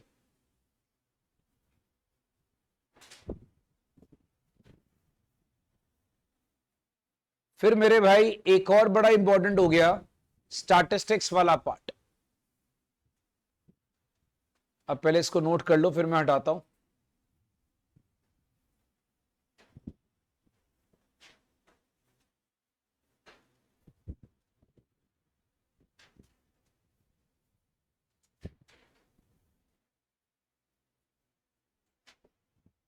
हाँ जी हटा दो, ठीक है। अब आ जाओ बड़ा स्टैटिस्टिक्स वाला पार्ट। स्टैटिस्टिक्स के 40 मार्क्स को, जैसा कि मैंने आपको बताया 40 मार्क्स का सिस्टम है इसमें, इसको भी मेरे भाई हम लोग ना 4 सेक्शन में डिवाइड कर रहे हैं। एक टॉपिक होता है, इसको बोलते हैं बेटा statistical description of data, sampling, measure of central tendency and dispersion. आप देख सकते हो 50% पेपर तो अप्रोक्सीमेटली इसी में से आता है। मतलब स्टार्ट्स का अगर 40 मार्क्स है तो 16 से 20 नंबर तो बेटा इसी में से ही है। आप लोगों ने शायद ये सुना होगा tendency, dispersion, mean, median, mode. आप लोगों ने शायद ये टर्म सुनी हो, राइट? फिर इसमें से बेटा एक टॉपिक आता है प्रोबेबिलिटी एंड थ्योरेटिकल डिस्ट्रीब्यूशन। ये 10 से 12 नंबर का टॉपिक है, प्रोबेबिलिटी एंड थ्योरेटिकल डिस्ट्रीब्यूशन।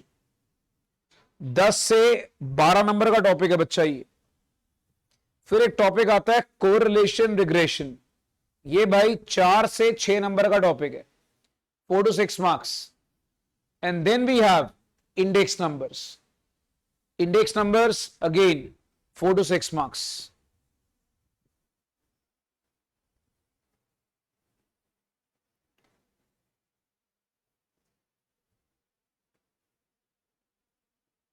तो बच्चे लोग बेटा पहले इसको अच्छे से नोट करो और समझो इसको।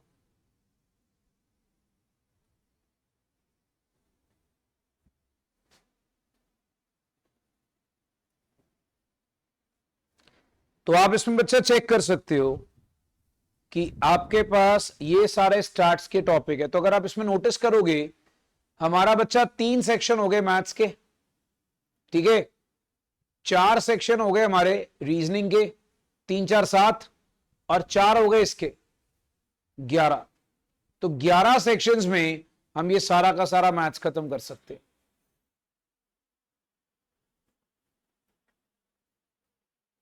अच्छा, अब मैथ्स का पेपर पैटर्न क्या है, पहले मुझे बताओ बेटा। इतना नोट हो गया सबका?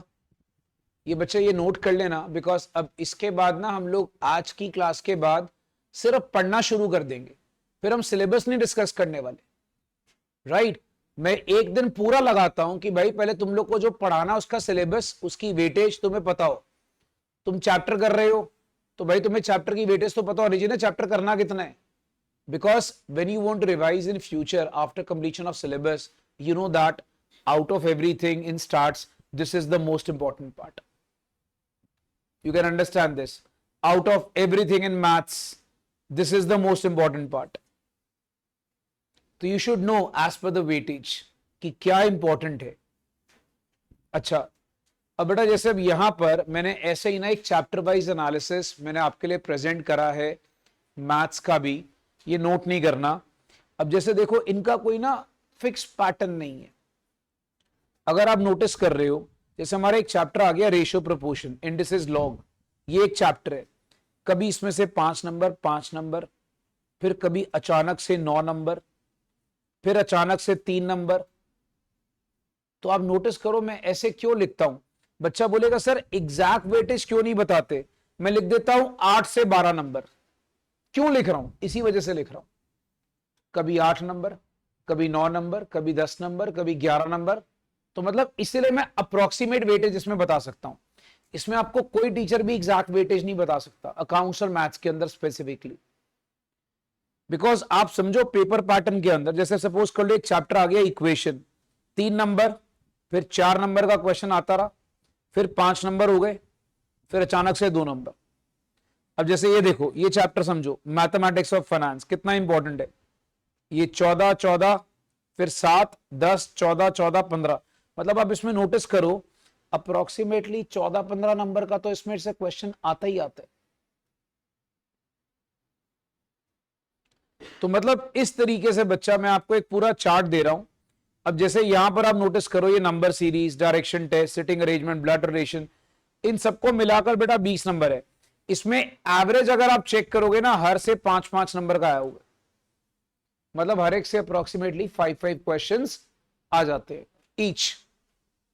अब ये देखो टेंडेंसी डिस्पर्जन, ये देखो 9 नंबर, मैंने क्या बोला, टेंडेंसी डिस्पर्जन बहुत इंपॉर्टेंट है। 11 नंबर, फिर 16 नंबर, ये देखो दिसंबर 22 में भैया 16 नंबर का क्वेश्चन। तो आप समझ सकते हो इससे हमारे चैप्टर की वेटेज पता लगेगी। अच्छा, पर सर मैथ्स का पेपर पैटर्न क्या है?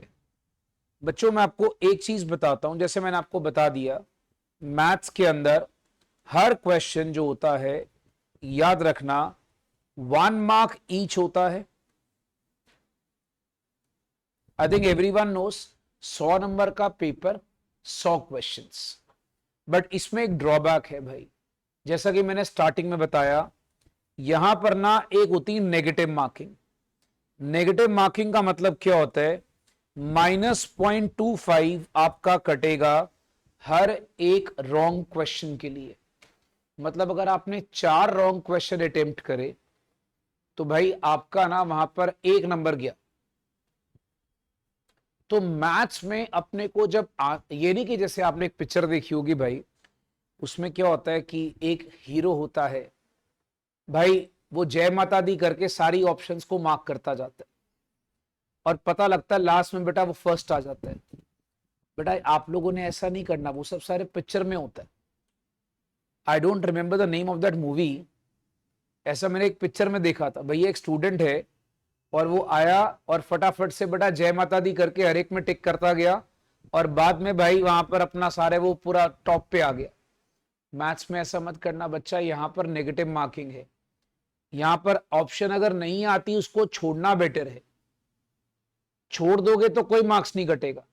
अगर सपोज कर लो अटेम्प्ट करा रॉन्ग हुआ तो -0.25। ये बातें दिमाग में रखनी है। अच्छा, अब यह मुद्दा क्या है, मैथ्स के पेपर में बेटा 100 क्वेश्चंस। अब एक इंपॉर्टेंट बात जो आपको बताने जा रहा हूं, अकाउंट्स के पेपर का ड्यूरेशन कितना आप लोगों को पता है? 3 आवर्स। कितना टाइम मिलेगा आपको? 3 आवर्स। लॉ में कितने मिलेंगे? 3 आवर्स। मैथ्स में कितने मिलेंगे? 2 आवर्स। दैट मीन्स अगर आप दिमाग लगाते हो तो एमसीक्यू पेपर, मैथ्स और इको एमसीक्यू है, ठीक है, इको भी एमसीक्यू है, आपको मिलेगा 120 मिनट। 120 मिनट का मतलब ये होता है बच्चा, अगर आप देखोगे मुझे 120 मिनट में 100 क्वेश्चन करने, 120 मिनट में 100 क्वेश्चन मतलब एवरेज ले ले तो आप एक क्वेश्चन पे अप्रोक्सीमेटली 1 मिनट लगाओगे। यही करोगे ना बेटा? एवरेज क्या लोगे? अप्रोक्सीमेटली 1 मिनट में एक क्वेश्चन। अब जितने लोगों को बीमारी है कि हमने लंबे लंबे मेथड से करना है, भैया तुम गए, तुम्हारा पेपर नहीं कंप्लीट होने वाला। क्यों? तुम एक और मेजर बात बताने जा रहा हूं मैथ्स के अंदर, you will not get any extra rough sheet to practice. You know that maths का पेपर बेटा ओएमआर शीट पे करना होता है। आप लोग को ओएमआर शीट पता है क्या होती है? उसमें बेटा ऐसे गोले गोले होते हैं ऑप्शन के आगे और एक गोले पे सर्कल करना होता है ऐसे करके, राइट? तो ये बात दिमाग में रखना, मैथ्स का पेपर ओएमआर शीट पे करना होता है और जो ओएमआर शीट होती है बेटा उसी पे आपने पेंसिल से सर्कल करना होता है। ये बात दिमाग में रखना। तो make my words very clear, आपके पास जो एक्सटेंसिव मेथड करने के लिए आपको कोई रफ पेपर नहीं मिलता, आपको छोटी सी जो मैथ्स का पेपर की शीट मिलती है उसके साथ थोड़ी सी रफ स्पेस होती है, वहीं पर आपने रफ करना होता है पेंसिल से। मैथ्स के पेपर में पेंसिल इज वेरी नेसेसरी, ये बात याद रखना। वैसे मैं आपको जब आपके एग्जाम पास होंगे तो मैं बता दूंगा कि एग्जाम में क्या क्या लेके जाना है, वो मैं हर बैच को बताता हूं, बट याद रखना मैथ्स के पेपर में पेंसिल इज वेरी नेसेसरी, बहुत जरूरी चीज होती है पेंसिल, ठीक है? ये सब बातें याद रखनी है। अच्छा, मोर ओवर हमें कैलकुलेटर्स अलाउड है। अब मैं तुम लोग को एक चीज और बता देता हूं भाई, ये जो कैलकुलेटर है हमें साइंटिफिक अलाउड नहीं, में बेसिक कैलकुलेटर अलाउड है, बेसिक। तो सारे बच्चे ना एक ऐसा नॉर्मल सा कैलकुलेटर ले लेना। क्यों? क्योंकि मैं आपको सिखाऊंगा जादू। जादू का मतलब होता है शॉर्टकट टेक्निक्स, और मैं आपको 80 to 90% पेपर जो है ना मैं इस पे ही सॉल्व करवा दूंगा। मतलब आपको कुछ नहीं लिखना, लिखना कुछ नहीं है, इस पे टाइप कर करके बेटा आंसर आ जाएंगे। हम 2-4 चैप्टर छोड़ दें जिसमें टेक्निक नहीं लगती, बिकॉज उसको करना ही पड़ता है, बाकी सारे चैप्टर्स को आप मैक्सिमम कैलकुलेटर से कवर कर सकते हो। सो अब जैसे मैं आपको बताने के लिए इसलिए बोल रहा हूं कि जैसे कल मैंने अकाउंट्स की बेसिक क्लास लगानी है, परसों मैंने बच्चा मैथ्स की क्लास लगानी है, याद रखना। तो परसों जब मैथ्स की क्लास लगेगी सबके हाथ में ये कैलकुलेटर होना जरूरी है। Is this clear? So you have 1 day in gap, अगर आपके पास नहीं है तो बाय कर लो, बहुत ज्यादा जरूरी है कैलकुलेटर बाय करना। अच्छा, अब दोस्त इकोनॉमिक्स का ना वो आपको जो मैम है वो बताएंगे, she was not able to come today, she is not well, ठीक है? तो वो मैम आपको ज्यादा अच्छे से बताएंगे इकोनॉमिक्स के सिलेबस का। She'll meet you within a day और 2, so don't worry about it. अब पहले मुझे बताइए बेटा, सारे बच्चों को सब्जेक्ट्स का पता लग गया, ठीक है? अच्छा, अब मेरे भाई जो हमारा अगला सवाल आता है कि सर आप कोई बुक्स दोगे? हाँ जी बेटा, मैं आपको ऐसी बुक्स दूंगा, ये हमारी बुक्स होंगी। आपको याद रखना है, आपको 2 बुक्स मिलेंगी, एक होगी अकाउंट्स की, एक होगी क्वांट्स की। क्वांट्स का मतलब हो गया मैथ्स की बुक मिलेंगी, ठीक है? ICAI मॉड्यूल साथ में हम इसके करेंगे अकाउंट्स और मैथ्स के लिए। इसमें बच्चा याद रखना ICAI मॉड्यूल भी हमने साथ में करना ही करना है। मैं साथ में आपको बेटा क्लास नोट्स दूंगा और साथ में हर चैप्टर के टेस्ट होंगे और लास्ट में एक टेस्ट सीरीज होगी दिसंबर के मंथ में। जैसे आपका जैन में एग्जाम होगा तो आपका दिसंबर के मंथ में एक टेस्ट सीरीज होगी जो आपने फॉलो करनी है, राइट? अच्छा, अब मोर ओवर आपको एक बात दिमाग में रखनी है, if you don't know about the app, आपने बच्चा ये सारे बच्चों ने ये ऐप डाउनलोड की हुई है? एनीवन? अब आप देखोगे आपके पास एक जैन 2026 का बैच होगा जिसमें आप एडेड होने चाहिए। Make sure that you are added in this particular batch. इस ऐप के अंदर जितने हम लेक्चर्स लेंगे सारे के सारे उसका बैकअप आएगा आपको, ठीक है? मतलब you can watch these lectures again. Suppose कभी आप किसी भी वजह से सेंटर नहीं आ सके, सपोज बारिश आ रही है, कुछ आ रही है, तो आप क्लास लाइव भी लगा सकते हो। इसी ऐप के अंदर आपको लिंक आता है,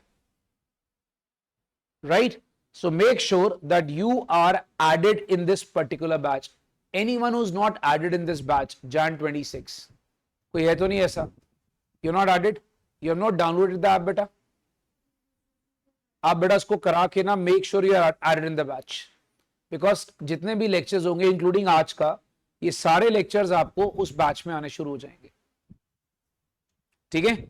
ऐसे करके बच्चा आपको ये batches शो होंगे। यहां पर क्लिक करना है, याद रखना आप जब इसको क्लिक करोगे आपको अपना जैन 26 का बैच नजर आना शुरू हो जाएगा। अच्छा भाई, ये तो बातें हो गई सिलेबस की। अब मुझे बताइए, हम लोग बेटा सीए तो कर लेंगे, मैंने सिलेबस का बता दिया, हमने सीए कर लिया। सीए करने के बाद तुम्हारा जो पहला सवाल होता है कि सर हम पढ़ाई कर रहे हैं, इतनी मेहनत कर रहे हैं अपना फ्यूचर बनाने के लिए, तो हम लोग को अप्रोक्सीमेटली भाई क्या पैकेज मिलता है अगर हम जॉब में भी जाते हैं? तो देखो आपको एक बात बताता हूं, नॉर्मल पैकेज बेटा आपको बता देता हूं 8 लाख के आसपास शुरू हो जाता है। बाकी depending upon your capability, I have heard lot of stories भाई, बहुत सारे बच्चे जो हैं जिनका पैकेज 8 लाख से शुरू हो जाता है, it can rose to around 20-25 lakhs पर annum की बात कर रहा हूं ऑब्वियसली, राइट? तो सारे बच्चे याद रखना, मतलब इट हैज ए ट्रेमेंडस स्कोप। अगर सपोज कर लो आप में से किसी के फादर सीए हैं, किसी के पेरेंट्स फैमिली में कोई चार्टर्ड अकाउंटेंट, कोई अंकल आंटी, कोई भी नहीं, ठीक है? तो अगर वो किसी के नोन में होना, उनसे आप बात करना, either you can go for job और suppose कर लो you can start your own practice। मैं बच्चों को रेकमेंड क्या करता हूं भाई कि आप ना क्या करो, स्टार्टिंग करो जॉब से। नौकरी करने से कहते हैं अकल आती है, हमेशा जॉब से स्टार्ट करो। 2-4-5 साल बेटा अच्छे से नौकरी करो, चीजों को सीखो। देखो मैं आपको एक चीज बड़ी फ्रैंकली बताता हूं बच्चा, मैं बच्चों से कभी झूठ नहीं बोलता, बीइंग वेरी ऑनेस्ट, जो हम लोग पढ़ाएंगे ना आपको, that will be only helping you out in taking the degree. उसमें से कई सारी चीजों का रियल लाइफ में एप्लीकेशन ही नहीं है। यार मैं मैथ्स पढ़ाता हूं, सिंपल सी बात है, अब मैथ्स में हम एक चैप्टर करेंगे कैलकुलस, एग्जाम्पल, बेटा सीए की लाइफ में कभी काम ही नहीं आना, कोई काम ही नहीं है उसका। मैं आपको चैप्टर कराऊंगा रेशियो प्रपोर्शन, भाई मैथ्स का बड़ा इंपॉर्टेंट चैप्टर है, सीए की लाइफ में कभी कोई काम नहीं आता। बट वो सब क्या है जो हम पढ़ा रहे हैं बच्चा, वो सिर्फ डिग्री लेने के लिए। आपको याद होगा मैंने स्टार्टिंग में बताया था कि हम लोगों को बेटा बाद में जाकर वो आर्टिकलशिप करनी पड़ती है 2 साल की, वो बड़ी जरूरी होती है इंटर के बाद जो करनी होती है, it is very very necessary. जब आप लाइफ में जाओगे आप प्रैक्टिकल एक्सपीरियंस से काफी कुछ सीखोगे, तो वो बहुत जरूरी है, वो कभी मिस नहीं करना, याद रखना, ठीक है? इसलिए मैं बच्चों को बोलता हूं स्टार्टिंग में करो नौकरी, जॉब करो, सीखो लाइफ के अंदर, एक्सपीरियंसेस गेन करो, उसके बाद आगे डिसाइड करो 4-5 साल के बाद you want to continue with the job और you want to start with your own practice, तो वो आपका डिसीजन होगा उसके बाद। अच्छा जी, भाई अब कुछ बातें ऐसी है बेटा जो मैं बच्चों को, हर बच्चों को बताता हूं कि हम लोगों ने सीए करनी है। मैंने आपको स्टार्टिंग में बताया, बट मेरे बच्चा सीए करने के लिए आपको ना 10 स्टेप फॉलो करने हैं। 10 स्टेप, ठीक है। नंबर 1, सबसे पहला होगा भाई अपना एक प्रॉपर टाइम टेबल मैनेज करना है। अच्छा, दिन में 24 घंटे हैं, सारे बच्चों को पता है।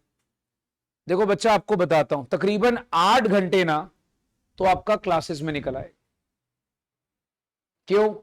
तो यार 5 से 6 घंटे की क्लास होगी, बाकी आपको पता ही है कि आना जाना, इसमें क्या होता है, कई बार हमारा टाइम वेस्ट होता है, राइट। तो तकरीबन बेटा 8 घंटे आपके दिन में चले गए क्लासेस के लिए। अब जो आप 8 घंटे पढ़ के गए हो, अगर हम ढंग से मैनेज करें, 4 घंटे भाई हमारे पास रिवीजन के लिए हमें चाहिए। याद रखना बच्चा, पहला स्टेप दिमाग में रखो, टाइम टेबल सेटअप करना है। फिर 8 घंटे हमने सोना भी तो है। अच्छा, कितने बच्चे कहते हैं सर 8 घंटे की नींद बहुत कम है, कि सफिशिएंट है? 8 आवर्स स्लीप सफिशिएंट है कि और ज्यादा चाहिए? सफिशिएंट है, ठीक है। 8 घंटे आप सो गए। अगर हम प्रॉपर प्लानिंग के साथ चले ना दोस्तों, हम 8 घंटे 4 घंटे की रिवीजन करने के बाद भी, और रिवीजन में क्या करना है, जो डेली काम होगा उसका थोड़ा सा होमवर्क है वो करते जाना है, उसको रिवीजन कह देंगे। और उसके बाद भी हमारे पास 4 घंटे हमारे आराम से टाइम पास करने के लिए होते हैं हमारे पास। तो अब देखो, मैं आपको पूरा 8-4-8-4 का रूल बता रहा हूं। अपने टाइम टेबल को मैनेज करना है इस तरीके से। अब जैसे फॉर एग्जाम्पल, बहुत सारे बच्चे, सर ये रिवीजन हमारी 4 घंटे में कंप्लीट नहीं हो रही। क्यों? हमने किताब खोल ली, और आप नोटिस करो जैसे हम किताब खोलते हैं ना, सारी दुनिया के ख्याल हमारे दिमाग में आते, पढ़ाई के अलावा। उसने मुझे ऐसा कहा, अच्छा उससे मेरी ये बात हुई, उससे मेरी ये लड़ाई हो गई। आप ये चीज नोटिस करना, it's a very human nature. जैसे ही आप किताब खोलोगे आपको सब दुनिया के ख्याल आएंगे। तो बेटा ये 4 घंटे की रिवीजन का मेरा कहने का मतलब है डेडिकेटेड रिवीजन, प्रॉपर 4 घंटे की मेहनत, राइट। अपना ये आवर कम करना पड़े तो कर दो, बट अगर आप प्लान करके चलोगे तो आप बड़े आराम से 8-4-8-4 का फॉर्मूला फॉलो कर सकते हो। 4 घंटे रिफ्रेशमेंट भी ले सकते हो बड़े आराम से। तो बेटा ये पहला स्टेप है, याद रखना। इसको मैं टी बोलता हूं। टी मतलब क्या? टाइम टेबल प्रॉपर्ली मैनेज करना। फिर ई, प्लान को एग्जीक्यूट करना। सर एग्जीक्यूशन मतलब? भाई देखो, बहुत सिंपल सी बात आपको बताता हूं। हम लोग क्या करते हैं, हम लोग प्लानिंग बहुत सारी करते हैं, बट हम कभी उसको एग्जीक्यूट नहीं करते। आज मैं इतना पढ़ूंगा। अच्छा मुझे बताओ, आप में से कितने ऐसे बच्चे हैं, आज मैं इतना पढ़ूंगा, बट हम पढ़ ही नहीं पाते, हमारा प्लान ही नहीं खत्म होता। क्यों? मेरे को अपने मम्मी के साथ जाना है, पापा के साथ जाना है, मेरे दीदी की एनिवर्सरी है, मेरे पापा की शादी नहीं, सॉरी पापा की शादी कहां से होगी भाई, वो तो हो गई। मतलब कोई घर पे फंक्शन है, कुछ है, तो हम लोग यहां पर यही चीजें कर रहे होते हैं। मेरी बात समझ रहे हो बच्चों? हम लोग यही चीजें कर रहे होते हैं। तो बेटा ये चीजें अपनी करनी बंद कर दो। अच्छा तुम्हें क्या लगेगा फ्यूचर में, यार मेरे दोस्त यार तो घूम फिर रहे हैं, मैं पागलों की तरह पढ़ रहा हूं। बेटा अगर देखो, यही फर्क है, तुम्हारे जो दोस्त यार घूम फिर रहे हैं वो क्या कर रहे होंगे, बीकॉम। बीकॉम का फुल फॉर्म पता आप लोग को? बैचलर्स ऑफ कॉमर्स, बेकार कॉम। याद रखो। नहीं मजाक कर रहा है, ऐसे बाहर बोलना नहीं किसी को भी। बेटा बीकॉम इज एक्चुअली क्या, ये वेले वाला काम हो गया आजकल। अकेली बीकॉम जो कर रहे हैं वो वेले हैं। मेरी बात समझ रहे हो? उनका लाइफ में कोई एम नहीं है। मैं ये नहीं कह रहा कि आप बुरा कर रहे हैं, अच्छा कर रहे हैं। अकेली बीकॉम इज ओनली वेला, क्योंकि आपको पता है लास्ट के महीना पढ़ना और बीकॉम हो जाती है। बीकॉम में इतना टेंशन नहीं होता कोई भी। बट बेटा याद रखना, हम अलग हैं, हम प्रोफेशनल कोर्सेज कर रहे हैं। तो प्रोफेशनल कोर्सेज में जो आपने प्लान बनाए हैं उनका एग्जीक्यूशन बहुत जरूरी है। तो ये हो गया हमारा स्टेप नंबर 2। पहला क्या था? Time table. दूसरा क्या है? Execution of the plan. अब तीसरा स्टेप क्या है? अच्छा जी, ये लो बेटा, ये आ गया आपका फेवरेट टॉपिक, सोशल मीडिया। अच्छा, आप लोग कितने लोग बेटा फेसबुक इंस्टाग्राम पे हो, या स्नैपचैट जो एक कुत्ते वाली ऐप आती है जिसमें इंसान अपने आप को बेटा पहले फोटो खींचता है, फिर अपने आप को कुत्ते जैसा प्रेजेंट करता है, कान निकाल लेता है, नाक निकाल लेता है, और बाद में उसको डाल के वेट करता है मुझे कितने लोग लाइक कर रहे हैं। अच्छा, कितने लोग बेटा सच बताना मुझे, आप लोग में से कितने लोग वहां पर इंस्टाग्राम या स्नैपचैट पे हो? Almost everyone, almost everyone. अब जो बोल रहे नहीं है, मेरे को लग रहा है वो झूठ बोल रहे हैं, because nowadays everyone is there. अच्छा, आप सच बोलो, हमारा मन नहीं करता, जैसे मान लो यार एक काम करते यार, फोन निकाला, 5 मिनट ही तो फोन देखना है, वो 5 मिनट करते करते अच्छा ये रील अच्छी है, अगला, ये भी अच्छी है, अगला, ये भी अच्छी है, अगला, वो करते करते कब 5 घंटे हो जाते पता लगता है। और उसमें हमने कम से कम क्या करा होता बेटा, 500 रीलें देख ली होती। तो भाई साहब याद रखिएगा, अगर आपने ये कोर्स प्रॉपर्ली करना है तो सोशल मीडिया जितना अवॉइड कर सकते हो करो। मैं बच्चों को रेकमेंड किया करता हूं कि जो तुम्हारे को 4 घंटे मस्ती के मिलते हैं, ये वाले, तुम इसमें सोशल मीडिया जो है, ठीक है, अगर आपने देखना है 15-20 मिनट देख लिया, आधा घंटा, बिकॉज आपको बताता हूं, अब सारा दिन आंखों को स्ट्रेस दे रहे हो पढ़ पढ़ के, और सोचो फिर आप फोन में घुस जाओगे तो आंखों में और स्ट्रेस पड़ेगा। इससे अच्छा क्या है कि कोई रिलैक्सिंग म्यूजिक थोड़ा सा कुछ सुन लिया, हल्का फुल्का वर्कआउट कर लिया, कुछ भी बेटा, तो ये ज्यादा अच्छा रहेगा अगर आप लोग वहां पर इस प्लान को इंप्लीमेंट करना चाहते हो तो बेटा सोशल मीडिया से थोड़ा दूर रह, याद रखना। अच्छा, चौथा क्या है भाई? अच्छा, तुम लोग में से बहुत सारे बच्चे ये सोचते होंगे कि चलिए यार एक काम करते हैं, आज रिवीजन चल रही है, आज तो काम हो गया, आज पढ़ने का मन नहीं है, आज की रिवीजन कल कर लेते, या आज का होमवर्क कल कर लेते। Never ever do this. याद रखना, अब जैसे आपने लॉ की बात करी, जितना आपको पढ़ाया गया सेम डे पढ़ना जरूरी है। आपको शायद पता नहीं होगा, हमारे ब्रेन के अंदर 2 मेमोरीज होती हैं, एक परमानेंट, एक होती है टेम्पररी। बहुत सारी चीजें हमारे भूल जाती हैं बेटा, अगर आपने सेम डे पढ़ा और सेम डे रिवाइज कर लिया, it will go into your permanent memory. अगर आपने उसको 2 दिन पेंडिंग छोड़ दिया, it will be a temporary memory, भूल जाएगा। तो याद रखो, our same day revision is necessary, very necessary. ये एक रूटीन बनाना है, एक प्लानिंग के साथ चलना है, याद रखिएगा, same day revision is very necessary. अच्छा, फिर स्टेप 5, इसको मैं कहता हूं आय। आय मतलब ICI देवता की जय। आप किसी भी अपने पुराने स्टूडेंट से पूछ लो जो सीए कर रहा है या कर चुका है, वो आपको मेरी बात रिपीट करेगा। ICI का मॉड्यूल फॉलो करना है। जो बुक्स मैं दे रहा हूं तो चलो फॉलो करनी है, बट ICI का मॉड्यूल जो मैं भी बुक्स देता हूं, मैं क्या करता हूं, मैं बहुत सारे पिछले सालों के प्रीवियस ईयर पेपर को कंबाइन कर देता हूं, ताकि बच्चों को प्रीवियस ईयर पेपर अलग अलग जगह ढूंढने ना पड़े। ICI के मॉक टेस्ट पेपर आते हैं, वो डेफिनेटली करने हैं। रिवीजन टेस्ट पेपर आते हैं, प्रीवियस ईयर क्वेश्चन पेपर्स, मतलब ICI का हर एक मटेरियल प्रैक्टिस करना है। क्यों? आपको बता देता हूं, चाहे कोई भी सब्जेक्ट हो, 80% या 90% पेपर उसी में से रिपीट होता है। कुछ नया नहीं है ICI के पास, वो उसी की फिगर्स चेंज करते, उसी की टर्म्स चेंज करते हैं और वही डालते जाते हैं। याद रखना, अपने सिलेबस में ये बहुत मजेदार चीज है। तो आपको 5वां स्टेप किया बेटा, ICI देवता की जय, इसको याद रखना है। अच्छा, उसके बाद भाई साहब अब ना ई का मतलब हो गया एजुकेशन। अब मैं आपको एक चीज बताता हूं। अब आप लोग देखोगे बहुत सारे ना लोग, आप लोग में से बहुत सारे बच्चे यूट्यूब वगैरह बहुत देखते होते हो। यूट्यूब में ना बहुत बड़े बड़े पागल बैठे, मैं सीरियसली बोल रहा हूं, मैं देखा है बहुत बड़े बड़े पागल हैं। भैया तुम ये भी कर लो, तुम वो भी कर लो, तुम ये भी कर लो। मुझे एक बात बताओ, हमारा एक नेचर है, ह्यूमन नेचर है, हम पढ़ते इतना, ठीक है, याद रहता है इतना, एग्जाम में लिखकर आते इतना। मेरी बात समझ रहे हो मैं क्या बोल रहा हूं? तो क्यों ना हम इतना पढ़ें और अच्छे से पढ़ें और उसको बार बार पढ़ें ताकि हम उसको इतना ही लिख कर आए। I you understanding what I am trying to से?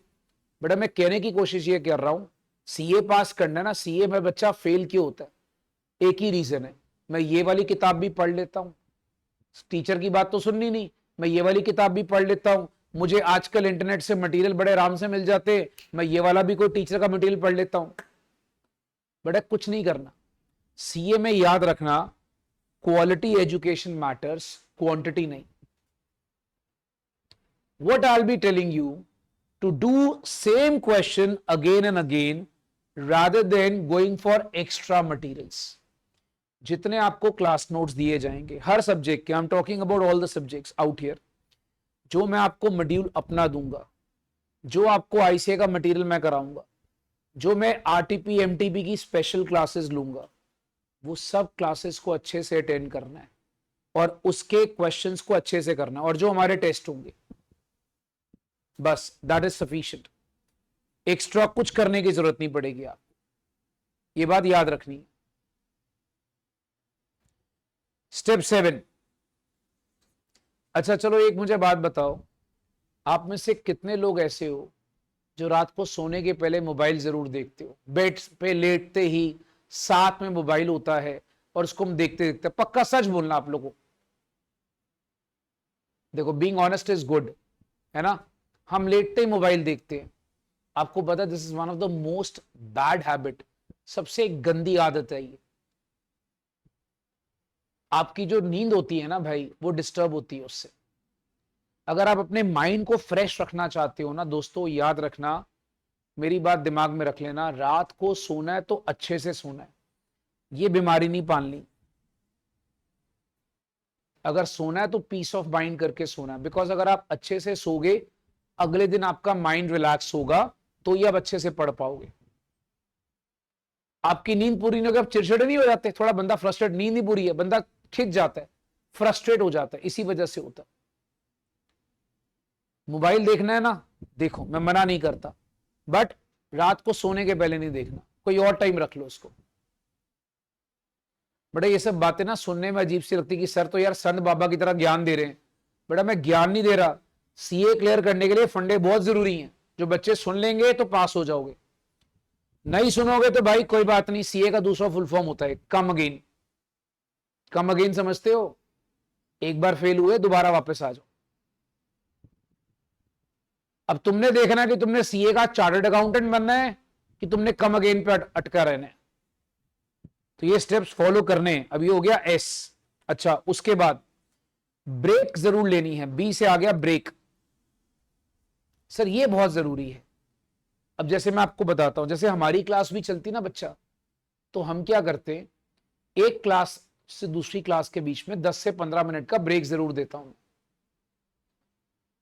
तो भाई याद रखना, जब आप रिवीजन कर रहे होगे ना, तो जैसे बहुत सारे बच्चे 4 घंटे लगातार नहीं पढ़ पाओगे, तो क्या करना है भाई, सपोज कर लो आप 2 घंटे पढ़े, फिर आपने क्या करा, 15 मिनट का ब्रेक लिया। मेरी रिकमेंडेशन क्या होती है भाई, 2 घंटे पढ़ लिए, अपनी जगह से उठ जाओ, वॉक करना शुरू कर दो 15 मिनट। सेम जगह पे बैठे मत रहो, बिकॉज हम बहुत देर से एक जगह पे बैठे हुए हैं, हमारा माइंड वर्क करना बंद कर देता है बेटा 1.5-2 घंटे बाद। वॉक करना शुरू कर दो, 15 मिनट का रिलैक्सिंग ब्रेक लो, फिर पढ़ लो। तो इस तरीके से क्या होगा कि जो आप मटेरियल पढ़ोगे वो जल्दी माइंड में ग्रैब होगा। सो रिवीजन के टाइम पे 10 से 15 मिनट का ब्रेक जरूर लेना है।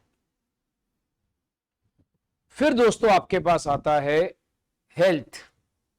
भाई कहते हैं investment in health is your highest return on investment. मतलब मैं आपको बच्चों को क्या करता हूं कि भैया हेल्थ के अंदर जरूर इन्वेस्टमेंट करो। अगर तुम फिजिकली स्ट्रांग नहीं हो तो मेंटली तुम स्ट्रांग होगे ही नहीं। आप में से कोई बच्चा वर्कआउट करता है रेगुलर बेसिस पे? करते हो? बस मोबाइल में ढक्कन सबने हाथ उठाया था, मोबाइल पे सबने हाथ उठाया था, वर्कआउट में सिर्फ 2 बच्चे हाथ रेस कर रहे हो। See this is so bad. अब आजकल की जनरेशन के आपको बताता हूं what is the difference between our generation and your generation. हमारे पेरेंट्स ना हमें बोलते थे बेटा थोड़ी देर घर पे ही तो बैठ जा, हम तो बाहर ही खेलते रहते थे। कभी खो खो खेल लिया, गेम के नाम सुने कभी आप लोगों ने? खो खो खेल लिया, लॉक इन की खेल ली, ठीक है, आइस स्पाइस खेल लिया। हमने ऐसी गेमें खेली हुई है जो भाग दौड़ होती थी उसमें, और हम घर के बाहर रहते थे। और आजकल के बच्चों को पेरेंट्स उल्टा बोलते, बेटा थोड़ा घर के बाहर भी चले जाया कर, कमरे के अंदर बेटा तुम लोग लॉक रहते हो, तुम्हारे पास क्या मोबाइल, बैठे हुए टंग टंग टंग टंग लगे हुए उसके अंदर। तो भाई याद रखना, this is actually spoiling our health. मैं मानता हूं तुम्हारी जनरेशन है, ठीक है, you got advantages of technology, but भाई 20 मिनट कम से कम दिन में, जो 4 घंटे मस्ती के है ना आपके पास, जो मैं स्टार्टिंग में बोल रहा था, मैं रिकमेंड करूंगा उसमें से कम 20 मिनट ना अपने आप को दो, वर्कआउट करो अच्छा सा। और जो बच्चा मेरी बात मान ले, बच्चा मॉर्निंग में वर्कआउट किया करो उठ के, याद रखना you will stay forever fit. जो बच्चा मॉर्निंग में वर्कआउट करता है, बड़ा दुख हुआ देखकर भाई, बैच में सिर्फ 2 बच्चों ने हाथ रेस करा, ये बाकी कोई वर्कआउट नहीं करता आप लोग में से। मतलब ये नहीं कह रहा जिम जाना है, जिम जाने की जरूरत नहीं होती है, मैं ये नहीं बोल रहा कि आपको जिम जाना है, आप घर पे कोई भी वर्कआउट कर सकते हो, घर के साथ जगह है, गार्डन है, बेटा स्किपिंग कर लो, रस्सा पता, रस्सा skipping, you know that, skipping कर लो भाई, उसके लिए कितनी जगह चाहिए, राइट? आपके घर के आसपास कोई छोटा गार्डन होगा, वहां वॉक कर लो, रनिंग कर लो, दैट इज सफिशिएंट। मतलब आई एम नॉट सेइंग कि आप जिम जाओ स्पेसिफिकली, तो भाई बट ये चीजें करनी बहुत जरूरी है, याद रखिएगा। और आखिरी जो बहुत ज्यादा जरूरी है भाई, अगेन एक बी, पेरेंट्स की ब्लेसिंग्स। बेटा एक बात याद रखना, मेरे पास जब भी आओगे ना, गर्ल्स क्या करेंगी, पेरेंट्स को हक करके विश कर कर आएंगी। मेरे पास जब भी पढ़ने आओगे मैं पूछूंगा आप लोगों से, और बॉयज बेटा पेरेंट्स के पैर हाथ लगा कर आओगे रोज सुबह। आपको पता है भाई, आप लोग वर्ल्ड की 5% वो पॉपुलेशन हो जो प्रिविलेज्ड हो। मतलब अच्छा खा रहे हो, अच्छा पहन रहे हो, अच्छे घर में रह रहे हो, ये सिर्फ 5% वर्ल्ड की पॉपुलेशन है, यू नो दिस। और थैंक्स टू योर पेरेंट्स। कभी पेरेंट्स को आप लोगों ने थैंक्स बोला है कि आप हमें इतनी चीजें प्रोवाइड कर रहे हो? मम्मी खाना लेकर आती है सुबह सुबह, मैंने नहीं खाना, हम गुस्सा हो जाते हैं, वी गेट फ्रस्ट्रेटेड, हम ऐसे बिहेव करते हैं ना, अपने मम्मी पे गुस्सा हो जाते हैं। भाई ये चीजें बंद कर दो। If you don't respect your parents, there is no point going to temple. मंदिर गुरुद्वारे जाने का कोई फायदा नहीं है। क्यों? बिकॉज हम नॉर्मली क्या बोलते हैं बच्चों, एक बात याद रखना, क्रिएटर कौन होता है? हमारा भगवान। हम कहते हैं ना गॉड इज माई क्रिएटर। बड़ा खुद सोचो, इस वर्ल्ड में आपको लेकर कौन आया बेटा? आपके पेरेंट्स। आपको संभाल कौन रहा है? आपके पेरेंट्स। आपकी फीसेस कौन पे कर रहा है? आपके parents. You just have to be thankful to them. So every day याद रखना, एवरी डे जब भी आप आ रहे हो, take parents blessing and come, if you want to be successful. तो भाई ये जो 10 स्टेप है ना बच्चा, याद रखना 10 स्टेप। इसके अंदर कहानी क्या है? मैंने आपको वर्ड्स दिए इसको लर्न करने के लिए। देखो मैं आपको थ्योरी भी ऐसे लर्न कराऊंगा। पहला क्या था? टी से क्या था? Time table. फिर क्या था? ई, एग्जीक्यूशन ऑफ प्लान। फिर क्या था? Social media. फिर रिविजन। फिर क्या था? आईसीआई देवता की जय। फिर एजुकेशन, क्वालिटी एजुकेशन। फिर स्लीप, एस। फिर ब्रेक। फिर हेल्थ। फिर ब्लेसिंग्स ऑफ पेरेंट्स। अब इसी चीज को लर्न करना है। TESRIESBHB। अब इसको लर्न कर लो हमेशा के लिए। Too many exhausted students realized education's ICI education struggle bring huge benefits। मतलब बहुत ज्यादा जब आप थक जाते हो तो आपको बाद में रियलाइज होता है कि ICI की एजुकेशन करने से हमें आज तो स्ट्रगल फील हो रहा है, बट फ्यूचर में हमें इसका बहुत बेनिफिट मिलने वाला है। तो बच्चा लोग ये बात, ये लाइन अपने दिमाग में डाल लो, क्योंकि हम लोग की मेहनत अभी कल से शुरू हो रही है और अपने को कल से इसको पढ़ना है पूरा का पूरा प्रॉपर्ली, राइट? ठीक है, अब बच्चों को बेटा मैं आपको पहले बता देता हूं, कल हमारी पहली क्लास है अकाउंट्स की। मुझे कल आपका अकाउंट्स का रजिस्टर चाहिए। मैं आपको रूटीन बता देता हूं बच्चा, हम लोग कल करेंगे पहले अकाउंट्स का बेसिक्स, और कल मैं आप लोगों का एक छोटा सा क्लास में टेस्ट लूंगा ये चेक करने के लिए कि आपके अकाउंट्स के बेसिक कितने स्ट्रांग है। ये पहली क्लास करानी जरूरी है क्योंकि इसके बगैर आपके अकाउंट्स के बेसिक टेस्ट नहीं होंगे। ये हम लोग कल करने वाले हैं, दैट इज 12 अगस्त। ठीक है, फिर 13 अगस्त को हम लोग करेंगे बच्चा मैथ्स का बेसिक्स, और इसमें मुझे आपका मैथ्स का रजिस्टर चाहिए, राइट? ये रजिस्टर अलग, ये रजिस्टर अलग। और मैथ्स के बेसिक्स के लिए मैं आपको पहले से बोल रहा हूं, I would be requiring calculator.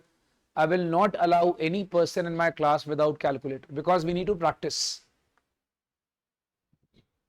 ठीक है, नाउ आफ्टर दिस ओरिएंटेशन बच्चा, do you have anything in mind, any questions to be asked? पहले मैं देखूं बेटा, any questions to be asked? नहीं? चलो, आप लोगों ने कुछ नहीं पूछना, फिर मैं पूछूं आप लोगों से एक question. No questions to be asked.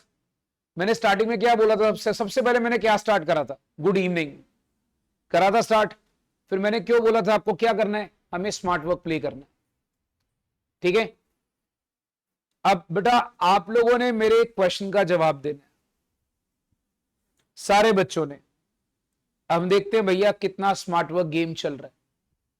फटाफट से रैपिड आंसर करना है।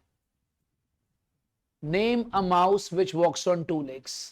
एक ऐसे चूहे का नाम बताओ जो 2 पैरों पे चलता है। Mickey Mouse, very good. सारे बच्चों को क्वेश्चन समझ में आ गया। नाउ रैपिडली आंसर बच्चा, name a duck which walks on 2 legs। Donald Duck, है ना बेटा? All duck walks on 2 legs। बतख के पैर ही 2 होते हैं। मैंने क्या बोला? Listen smartly, study smartly, work hard smartly. Mickey mouse के बाद इंस्टेंट आंसर क्या आता है? डोनाल्ड डक, जो कि गलत है। क्यों भाई? बतख के तो पैर ही 2 होते हैं, ढक्कन। आई यू अंडरस्टैंडिंग बच्चा? तो याद रखना, अगर आप मेरी इन 10 बातों को फॉलो करते हो, प्रॉपर प्लान एग्जीक्यूशन के साथ चलते हो, I guarantee you success in CA results, right? ठीक है, अब आप लोगों को बच्चा सारा मैंने कोर्स के बारे में बता दिया।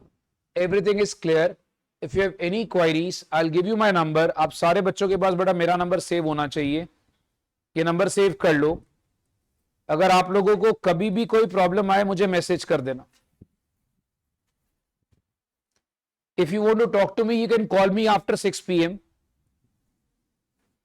उसके पहले नहीं बच्चा, बिकॉज मेरी क्लासेस होती हैं।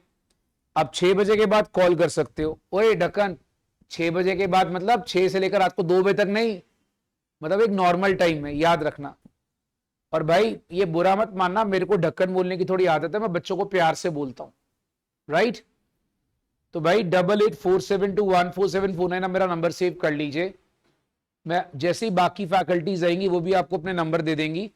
If you have any issues related to studies, any problems, देखो प्रॉब्लम मतलब ओनली रिलेटेड टू स्टडीज। हाँ, कल को सपोज कर लो भाई ये मेरे पास ऐसा, मुझे वो छोड़ के चली गई, भैया उसमें मेरा जिम्मेदारी नहीं है, वो तुमने अपना अपना मैनेज करना है, राइट? वो तुमने देखना है। मैं तुम्हें किसके लिए नंबर दे रहा हूं बेटा? स्टडीज के लिए। Is this clear? Not to discuss your personal problems. Okay, ठीक है बच्चा लोग, हम लोग यहां पे रुकते हैं बेटा, और हम लोग कल मिलेंगे। अच्छा, मैं आपको कल का टाइम भी बता देता हूं बेटा। कल की हमारी जो क्लास लगेगी वो लगेगी सुबह 11 बजे, 11 से लेकर 1 बजे तक। अभी स्टार्टिंग में हमारी वार्म अप क्लासेस हैं, जैसे वर्कआउट के पहले बेटा हम लोग वार्म अप करते हैं ना, तो अभी स्टार्टिंग की क्लास का ड्यूरेशन क्या है? 2-2 घंटे का। कल की क्लास भी 11 से 1 है, परसों भी क्लास 11 से 1 है, 2-2 घंटे की क्लास है। धीरे धीरे क्या होगा बेटा? क्लास चली जाएगी आपकी 5 to 6 hours, राइट? तो अभी हम लोग 2-2 घंटे की 2 क्लास लगाने वाले हैं। कल एक 11 से 1 होगी अकाउंट्स की, परसों 11 से 1 होगी बेटा मैथ्स की। Is this clear? और जो भी आपका स्केड्यूल होगा, ऐप के अंदर एक चैट सेक्शन है, याद रखना, उसमें आपको रोज शेड्यूल आएगा। ठीक है, ठीक है बच्चा लोग, बाय बाय, थैंक यू।